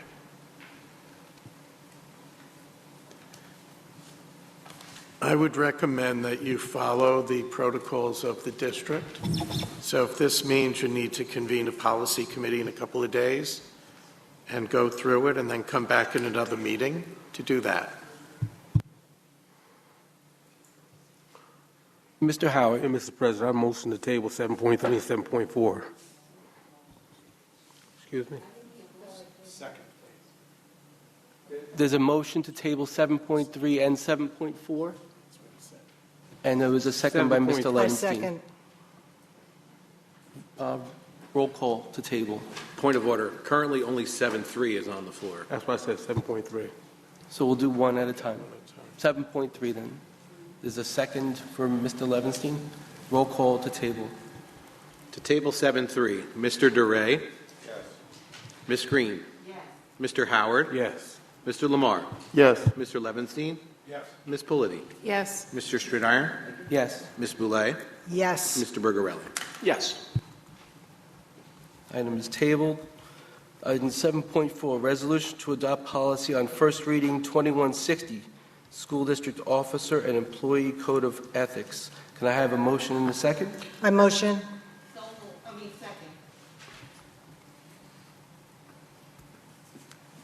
Any discussion on this item?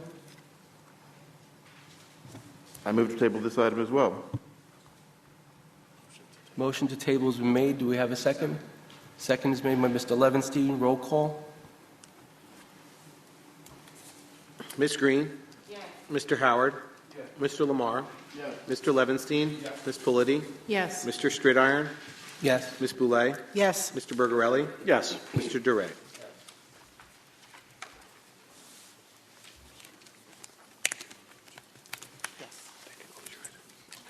Sorry, that concludes my items. Thank you.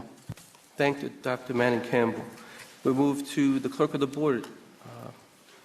8.1 and 8. Oh, they're separate. 8.1. I have the approval of minutes on 8.1 of the January 11th regular meeting. Can I have a motion in a second? Second. Any questions on this item? Roll call. Mr. Howard?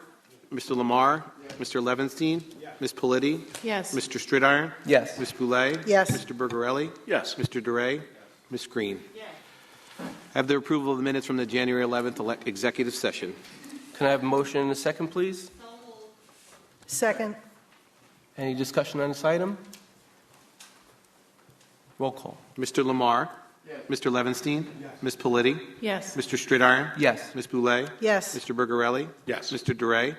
Ms. Green? Yes. Mr. Howard? That concludes my items, Mr. President.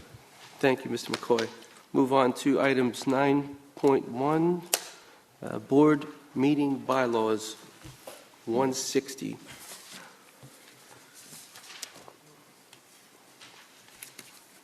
Well, the reason why I put this on the agenda, because there's been some confusion about what exactly constitutes the minimum requirement for a agenda-setting meeting. Policy 166, if you could bring it up 166 on the screen so that other people can see.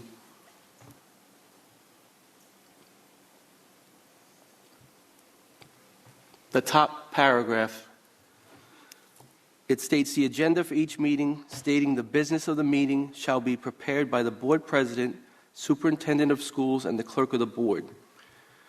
For decades, the agenda-setting meeting has been accompanied by the deputy and the vice president, so we can get a fuller conversation about the agenda and work out any items that may need some answers.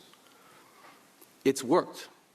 And at the last agenda-setting meeting, there was a request that the vice president not be present.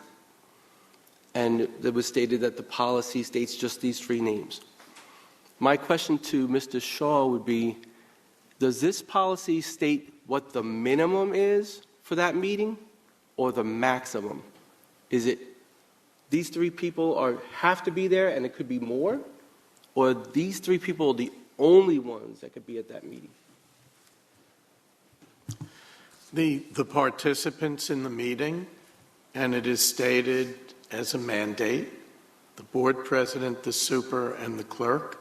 It doesn't provide for participation by any other board member or any other employee of the district. So for the last 4 decades, this district has been breaking this policy, and you've been here and you haven't said a word. That confuses me. I'm sure it confuses you. I'm not at those meetings, and I don't see what goes on there. So you're saying it's a maximum. We could never have the deputy there to help us create a better agenda setting. This is, the mandate is stated, and it's more a matter of you bring the vice president, you bring 3 or 4 other board members, That's not how this is set up. There are some districts where the agenda is actually set at board meetings, and there's the full ability of every board member to have an agenda item. That's not Newburgh, and that's not most places. So from now on, we're just going to have those 3 people there, which is fine. As long as this is what we're going to keep to, that's fine with me. I just want to, why is it different now than it has been for the last 10 years? I just don't understand. I understand, Mr. Green. Mr. Howard. Mr. President, as we just went through in the previous policies, this has not come through the policy committee either. So why are we discussing this? Discussion is different than the resolution. The other one was a resolution. This is just a discussion to get some clarity. So this is not to be voted. You don't want to vote No, on there's no this. votes on any of these. That's why it could be put on there. Any other questions on this? Okay. We'll move to the next one, 2106, school visits by board members. Now, this was on the agenda for change. Oh, wait, 2106, school visits by board members. Let's see.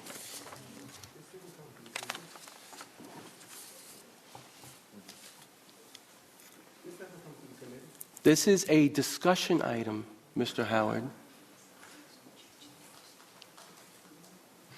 So basically, the question is, as board members, we've heard from other board members that said going to the buildings has allowed them to see programs that affect students in a positive way, and that we should all go. We should all be able to see what's happening, so we don't just hear the negative. We got to be able to see the positive. I agree with that. We should all be able to visit school buildings, set up, we have a protocol in place, provide notification, and we work with the building principal to ensure that our visit is not disruptive. I would like to know from the board members, do you have a problem with the current policy? Is the current policy, the way it's written, preventing you from learning about the buildings, learning about the programs? Is there any concern from any of the board members about the current policy?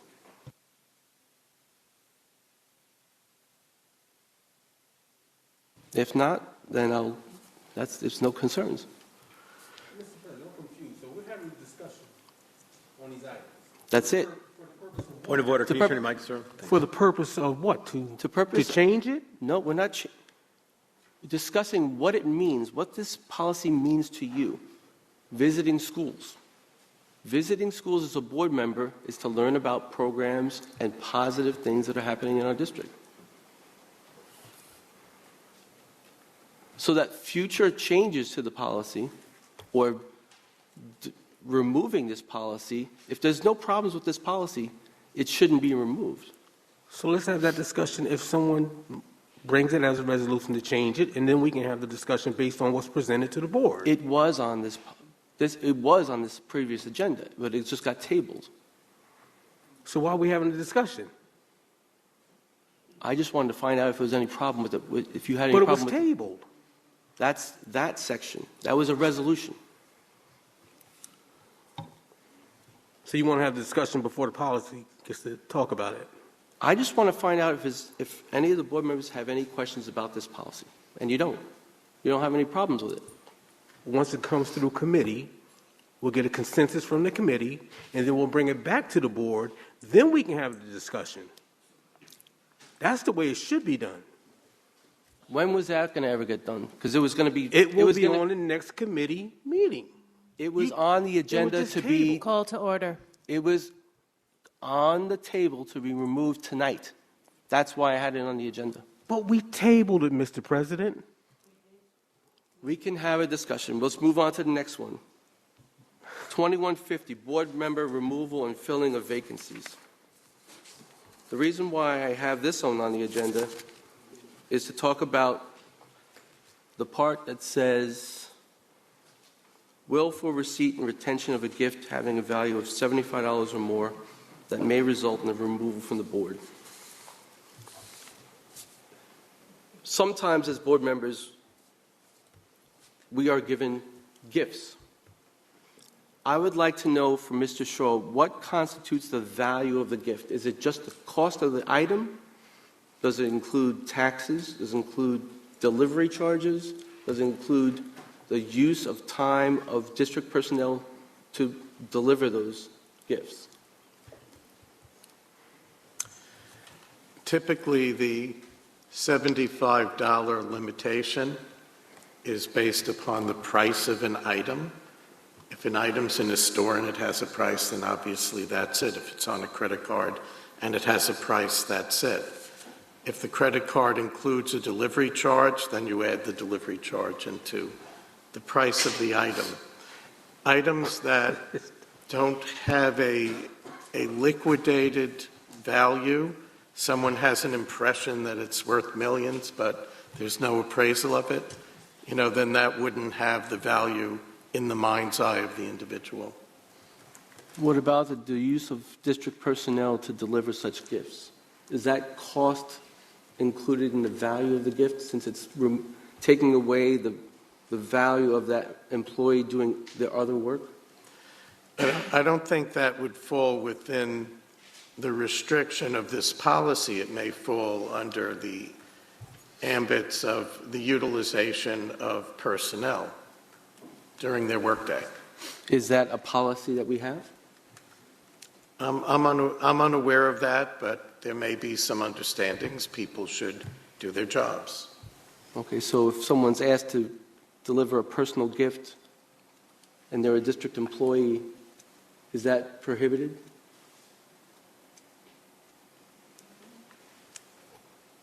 If it's a personal gift to someone and it requires additional work, diverting from other work, then that shouldn't be done. I asked for the purchase order for the items and wasn't provided one. Is there not a purchase order, or is there a problem retrieving that purchase order? I received your request, sir, and submitted it to the administration.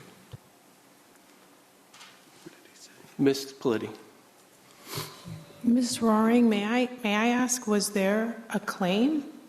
And could you speak to that, if there was a claim or a purchase order put in for what Mr. Stridiron is talking about? I'm not sure I followed what he's talking about. I don't know that I heard a specific reference to an item.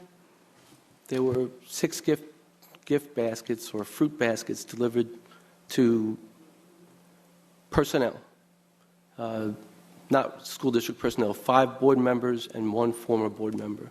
Use of district personnel, and I'd like to know where the purchase order is. I've asked for that purchase order for at least for a week and was told that that item would be Let me enthusiastically rephrase that. shown. Is there a purchase order? Yes, Not that I'm aware of. So if there's no purchase order, they can say there's no purchase order, but there has been no answer. So this appears as another ill-attempted event to make the superintendent look bad on the floor, to humiliate her and humiliate the people who don't agree with you. That is not the case. Mr. Levenstein. So, Mr. Stridiron, if you impugn the board by saying that board members receive gifts here, like we do this for the monetary value of that. We're volunteers here. Yes, I've received cards from school kids that might have a gift, value on it. I've received from buildings, they've given us stuff. I have never received anything that I feel was close to $75, and it's certainly, whatever I would get is not going to sway how I would vote or do anything. So I just don't think it's right to imply that that's happened. The only reason why I bring this up is because there are certain things that are picked out that either I do or certain other board members do, and it's sent to the commissioner. But I'm asking whether or not district personnel and district funds were used for personal gifts. And it's part of the code of ethics that was also on the agenda for tonight. So I guess this discussion is over since there's obviously no purchase order and nobody received any gift baskets. Let me respond to you. So I have to say that this is yet another gotcha moment to slander and attempt to embarrass me in public. I'm going to respectfully ask that you please stop and just stick to the business of the district. This is not the first time that I've provided any of you. As a matter of fact, you, Mr. Stradayan, received a gift from me last year. There was no concern then. You happily took your gift and kept it moving. I've also distributed lots of baskets to folks on this board because of all sorts of family events that have occurred. So why on earth would you think that it is appropriate and necessary to do this? Mr. Stradayan, I am not going anywhere. Please do not continue to slander me. It is highly I am not slandering you. Don't cut me off I am not either. slandering you. I asked for a Please purchase don't cut order. me off when I'm speaking. You said something about me Please before don't cut that me was off when I'm entirely speaking. untrue. Please don't cut me off when I'm speaking. Let's do the business of the district and stop trying to play gotcha. Let's grow up.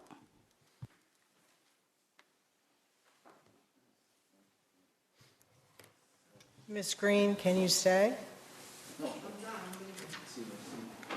NFA Midtown at NFA main campus status. This is item on the agenda for discussion because back in September, the Ann Street School was moved to NFA main campus, and it's been about 5 months, and we're looking for an update on the status of the program. I know we provide updates in our BOE weekly, so we will attempt to bring some additional light and some more information because I do know that that question was asked and answered, but we will do it in this forum again. So this time around, it'll be recorded so we can direct the attention to it. Dr. Farrell, if you can begin to respond, and I know that Mr. Forget, who has already answered this question when it was posed to him a week ago by the board vice president prior to her written, her written response that she submitted about the Ann Street program. So let's have, if you could speak, and then I'll have Mr. Forget finish up. Thank you, Dr. Campbell. The students at the Midtown campus, formerly called Ann Street, as a group, moved to our NFA main campus for the opening of school in September. The intent and programmatic design of the group of students was to be a school within a school at that point in time. We moved staff with them, including an administrator and including some support staff. There were meetings held with the students. They began instruction. They received schedules. All of the students continued their education with their former Ann Street English teacher, ELA teacher, as well as their math teacher. They also were assigned to a group counseling study hall type situation as a group with their social worker as well as teachers. They had a guidance counselor who had been with them at Ann Street assigned to them.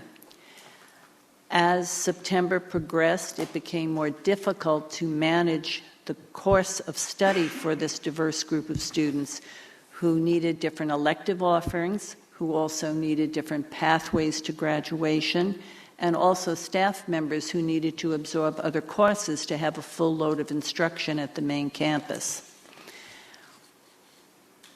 In conference with the building superintendent, building principal, there was a recommendation from the building administration that these students be absorbed more fully into the body of the main campus, and the students began to be integrated into other courses that met their interests, their elective interests, and perhaps their course of study in terms of, for example, global studies or U.S. history coursework.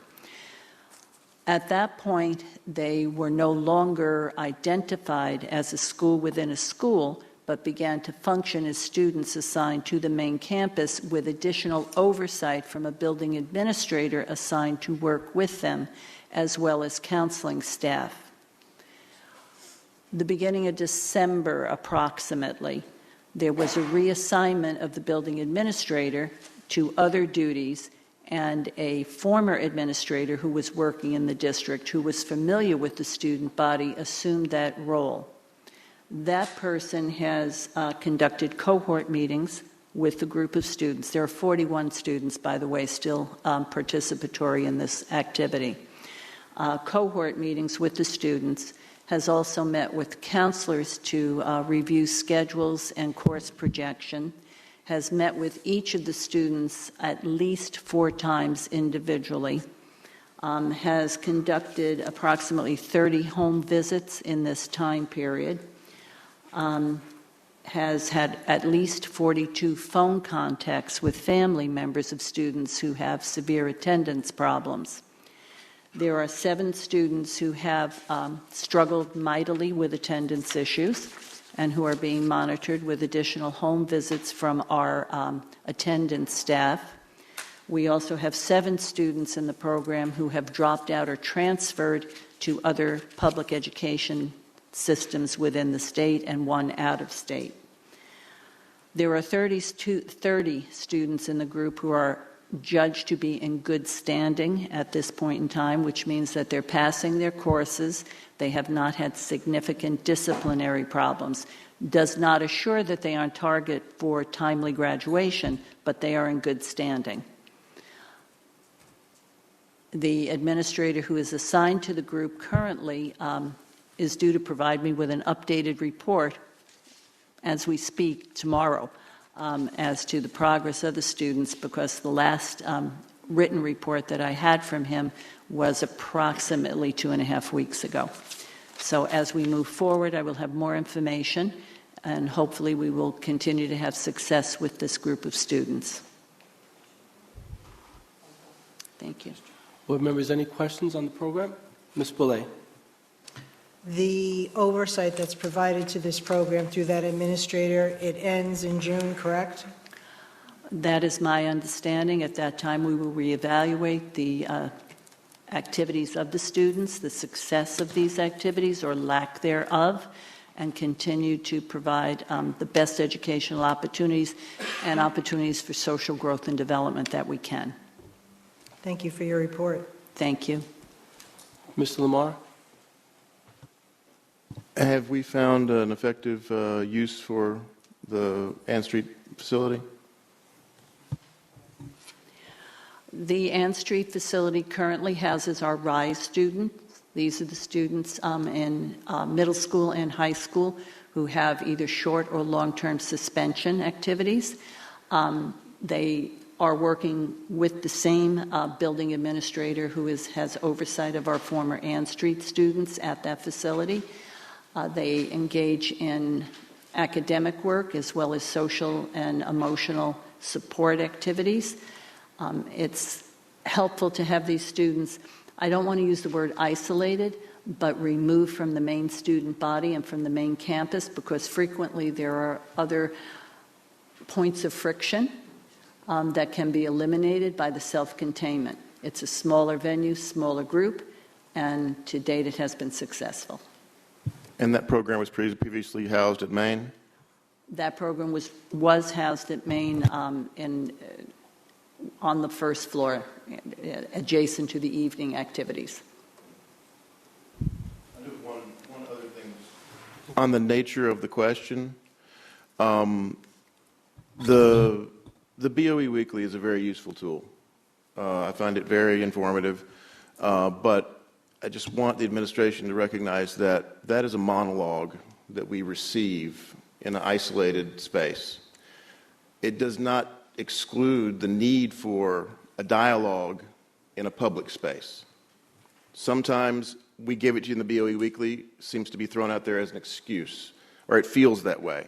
I just want to make sure that that is understood, that you may have, and it just doesn't mean that we don't need to still have a conversation. And I do, and I really appreciate your presentation. Thank you. I want to respond to that.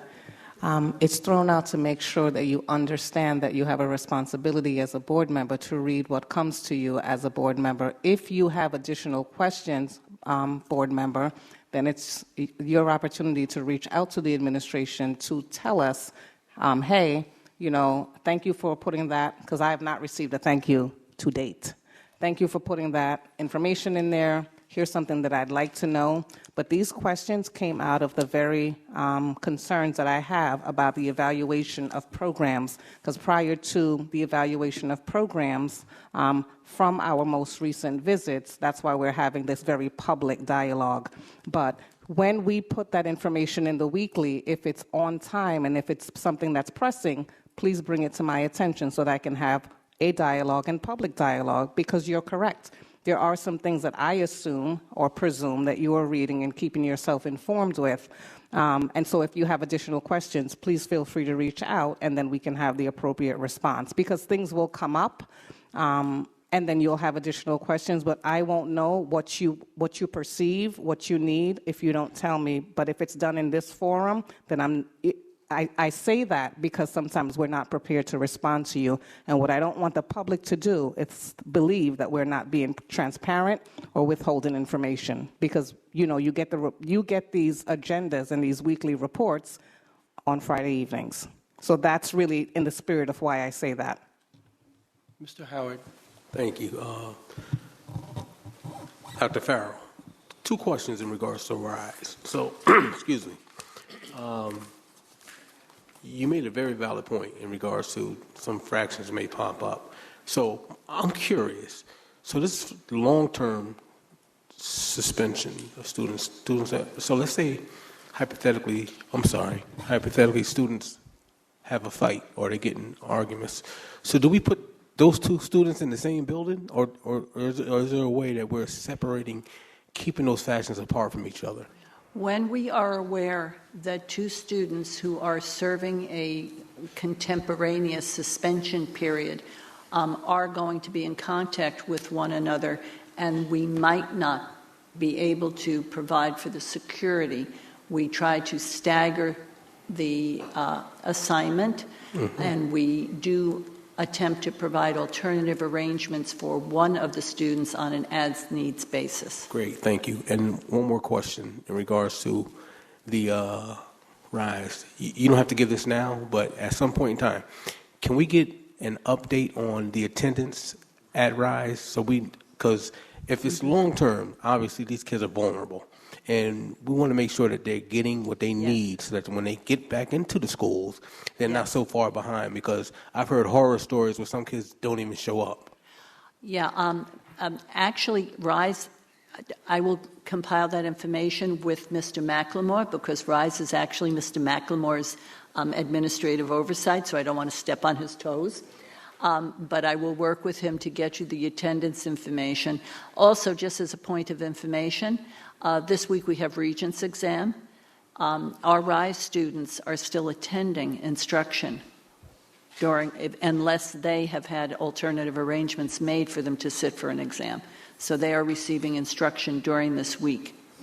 Thank you. I asked those questions. I knew the answers, but I've been hit with so many questions in the public in regards to that, and I want the public to hear this. I want the people, because we're viral right now, and it's on YouTube, I want them to hear this, because you get so many questions about what are we doing with the long-term suspension, what are we doing with the kids that are while they're out, and making sure that they have a transition back into population. What are we doing to ensure that? So thank you very much. Thank you. Any other questions, board members? Okay. Ms. Peterson. I just want to make a comment to Mr. Lamar about the BOE Weekly. I think that the executive team works very hard, and Dr. Campbell and Mr. Forget have tried to go about different ways of making sure that the hard work of this district is represented to this board. So what we put in the Board of Ed Weekly in terms of our current work, what we plan to do, is a way to try to make sure that we're all informed. There's a lot of events. We're a huge district.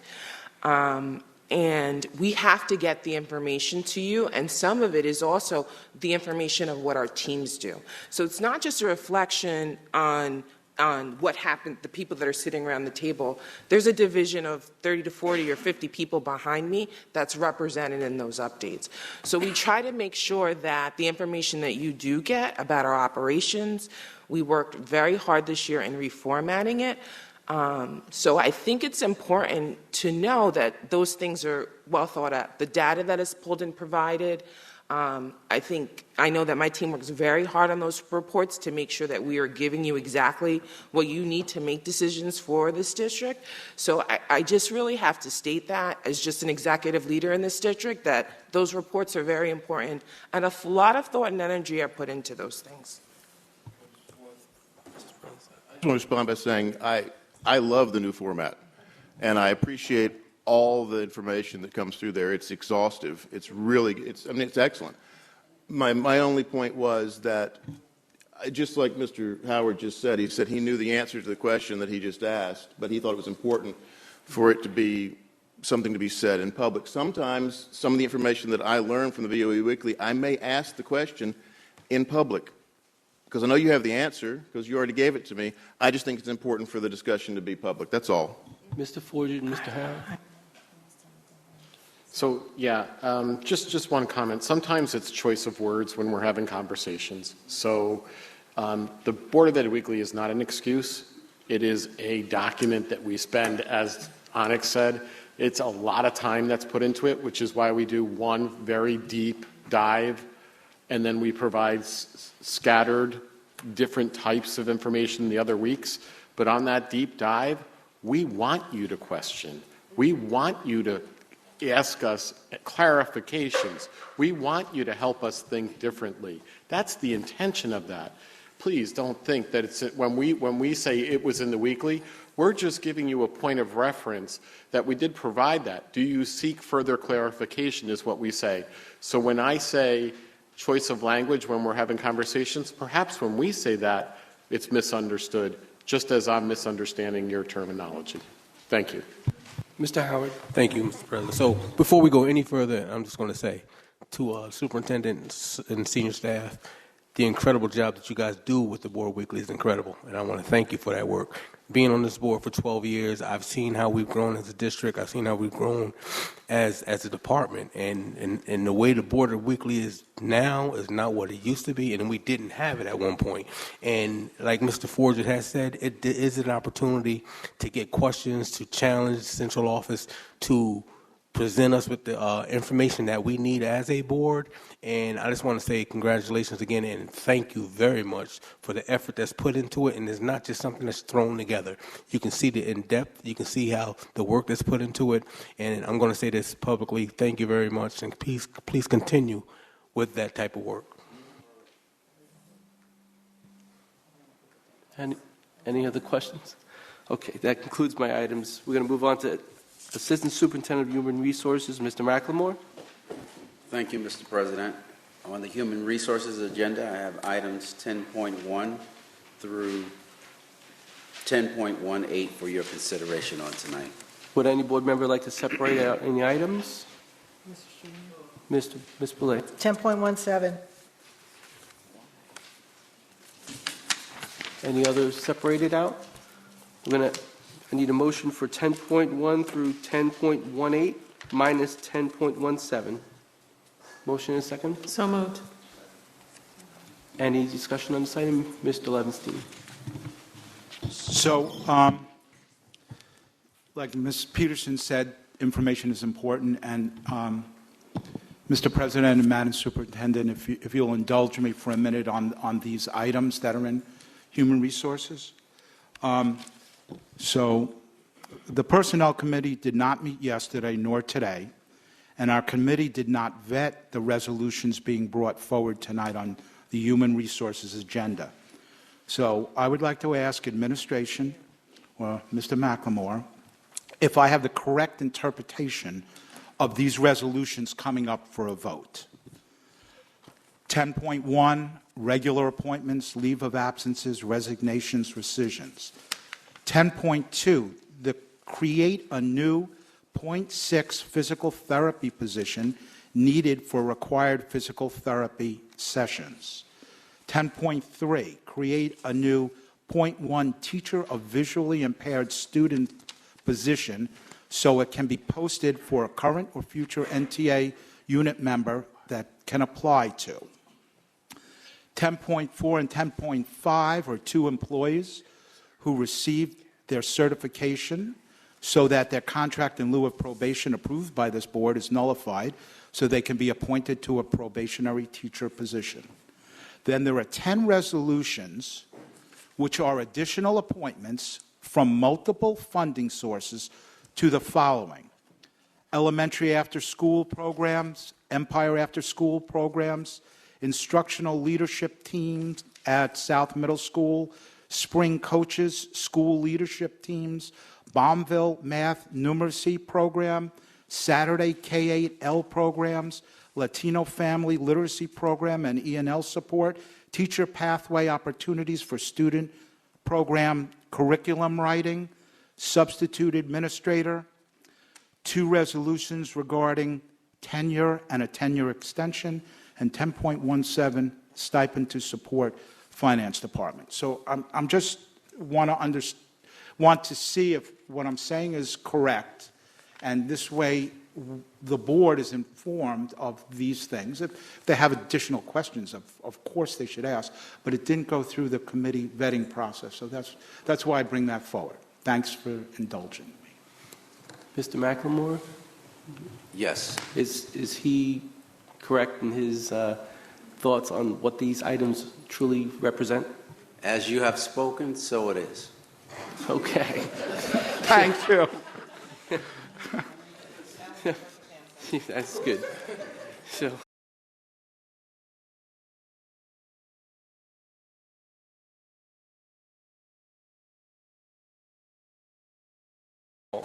Ms. Politi? Yes. Mr. Stridiron? Yes. Ms. Boulay? Yes. Mr. Bergarelli? Yes. Mr. Duray? Mr. Howard? Mr. Lamar? Yes. Mr. Levinstein? Mr. President, I'd like to request permission to add an item. What's the item, please? Be it resolved that upon the recommendation of the Superintendent of Schools, the Board of Education of the Newburgh Enlarged City School District hereby creates 8 1-FTE teacher aide positions effective January 25th, 2024. Funding source is Federal 611. Can I have a motion and a second to add? So moved. We have a motion and a second, and a roll call to add? Mr. Stridiron? Yes. Ms. Boulay? Yes. Mr. Bergarelli? Yes. Mr. Duray? Mr. Howard? Mr. Lamar? Yes. Mr. Levinstein? Ms. Politi? Yes. Go right to questions, right? Motion in a second. Motion and a second on the item, Wait for approval? and then we're going to discuss. Okay. Yeah. Motion and a second on this item? So moved. Questions on this item? Ms. Boulay? What are they for? So 6 of the positions are for mandated needs for students, and the other 2 are for to maintain 5411 integrity. Thank you. You're welcome. Any other questions? Roll call, please. Ms. Boulay? Yes. Mr. Bergarelli? Yes. Ms. Duray? Mr. Duray? Mr. Howard? Mr. Lamar? Mr. Levinstein? Ms. Politi? Yes. Mr. Stridiron? Yes. Mr. President, that concludes my items. Thank you. Thank you, Mr. McLemore. We're going to move ahead to Assistant Superintendent of Finance, Ms. Roaring. The Finance Division presents items 11.1 to 11.5 for consideration this evening. Would any board member like to separate on any of these items? Okay. Can I have a motion and a second? Discussion? Mr. Levinstein. So just a question on 11.5, contract with Catalyst Construction. Are these funds coming from the general capital fund monies or from the capital bond project monies? So there aren't general capital fund monies. Any capital fund money is for a specific purpose. It is coming from the capital funds that were approved for New Windsor School, as this is site work needing to be done right now at New Windsor School. But as part of the construction project going on? Yes. So should this be written as a change order for that? No, it is not written as a change order. You don't have a site contractor on that project at this time. Okay, thank you.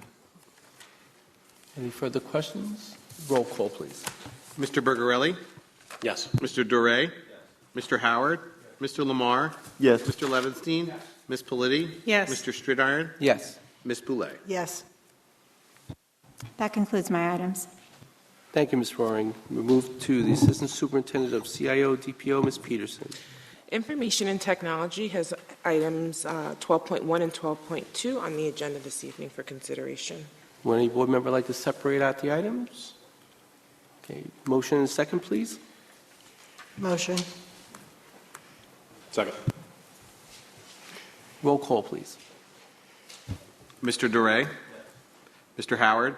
Mr. Lamar? Yes. Mr. Levinstein? Ms. Politi? Yes. Mr. Stridiron? Yes. Ms. Boulay? Yes. Mr. Bergarelli? Yes. Thank you. That concludes my items. Thank you. Move to Assistant Superintendent of Curriculum Instruction, Elementary, Ms. Moriarty. Thank you, Mr. President. Elementary curriculum instruction presents items 3.1 and 13.1 and 13.2 for consent agenda. Would anybody like to separate these items? Motion and a second, please, to add. Motion and second. Motion. Discussion.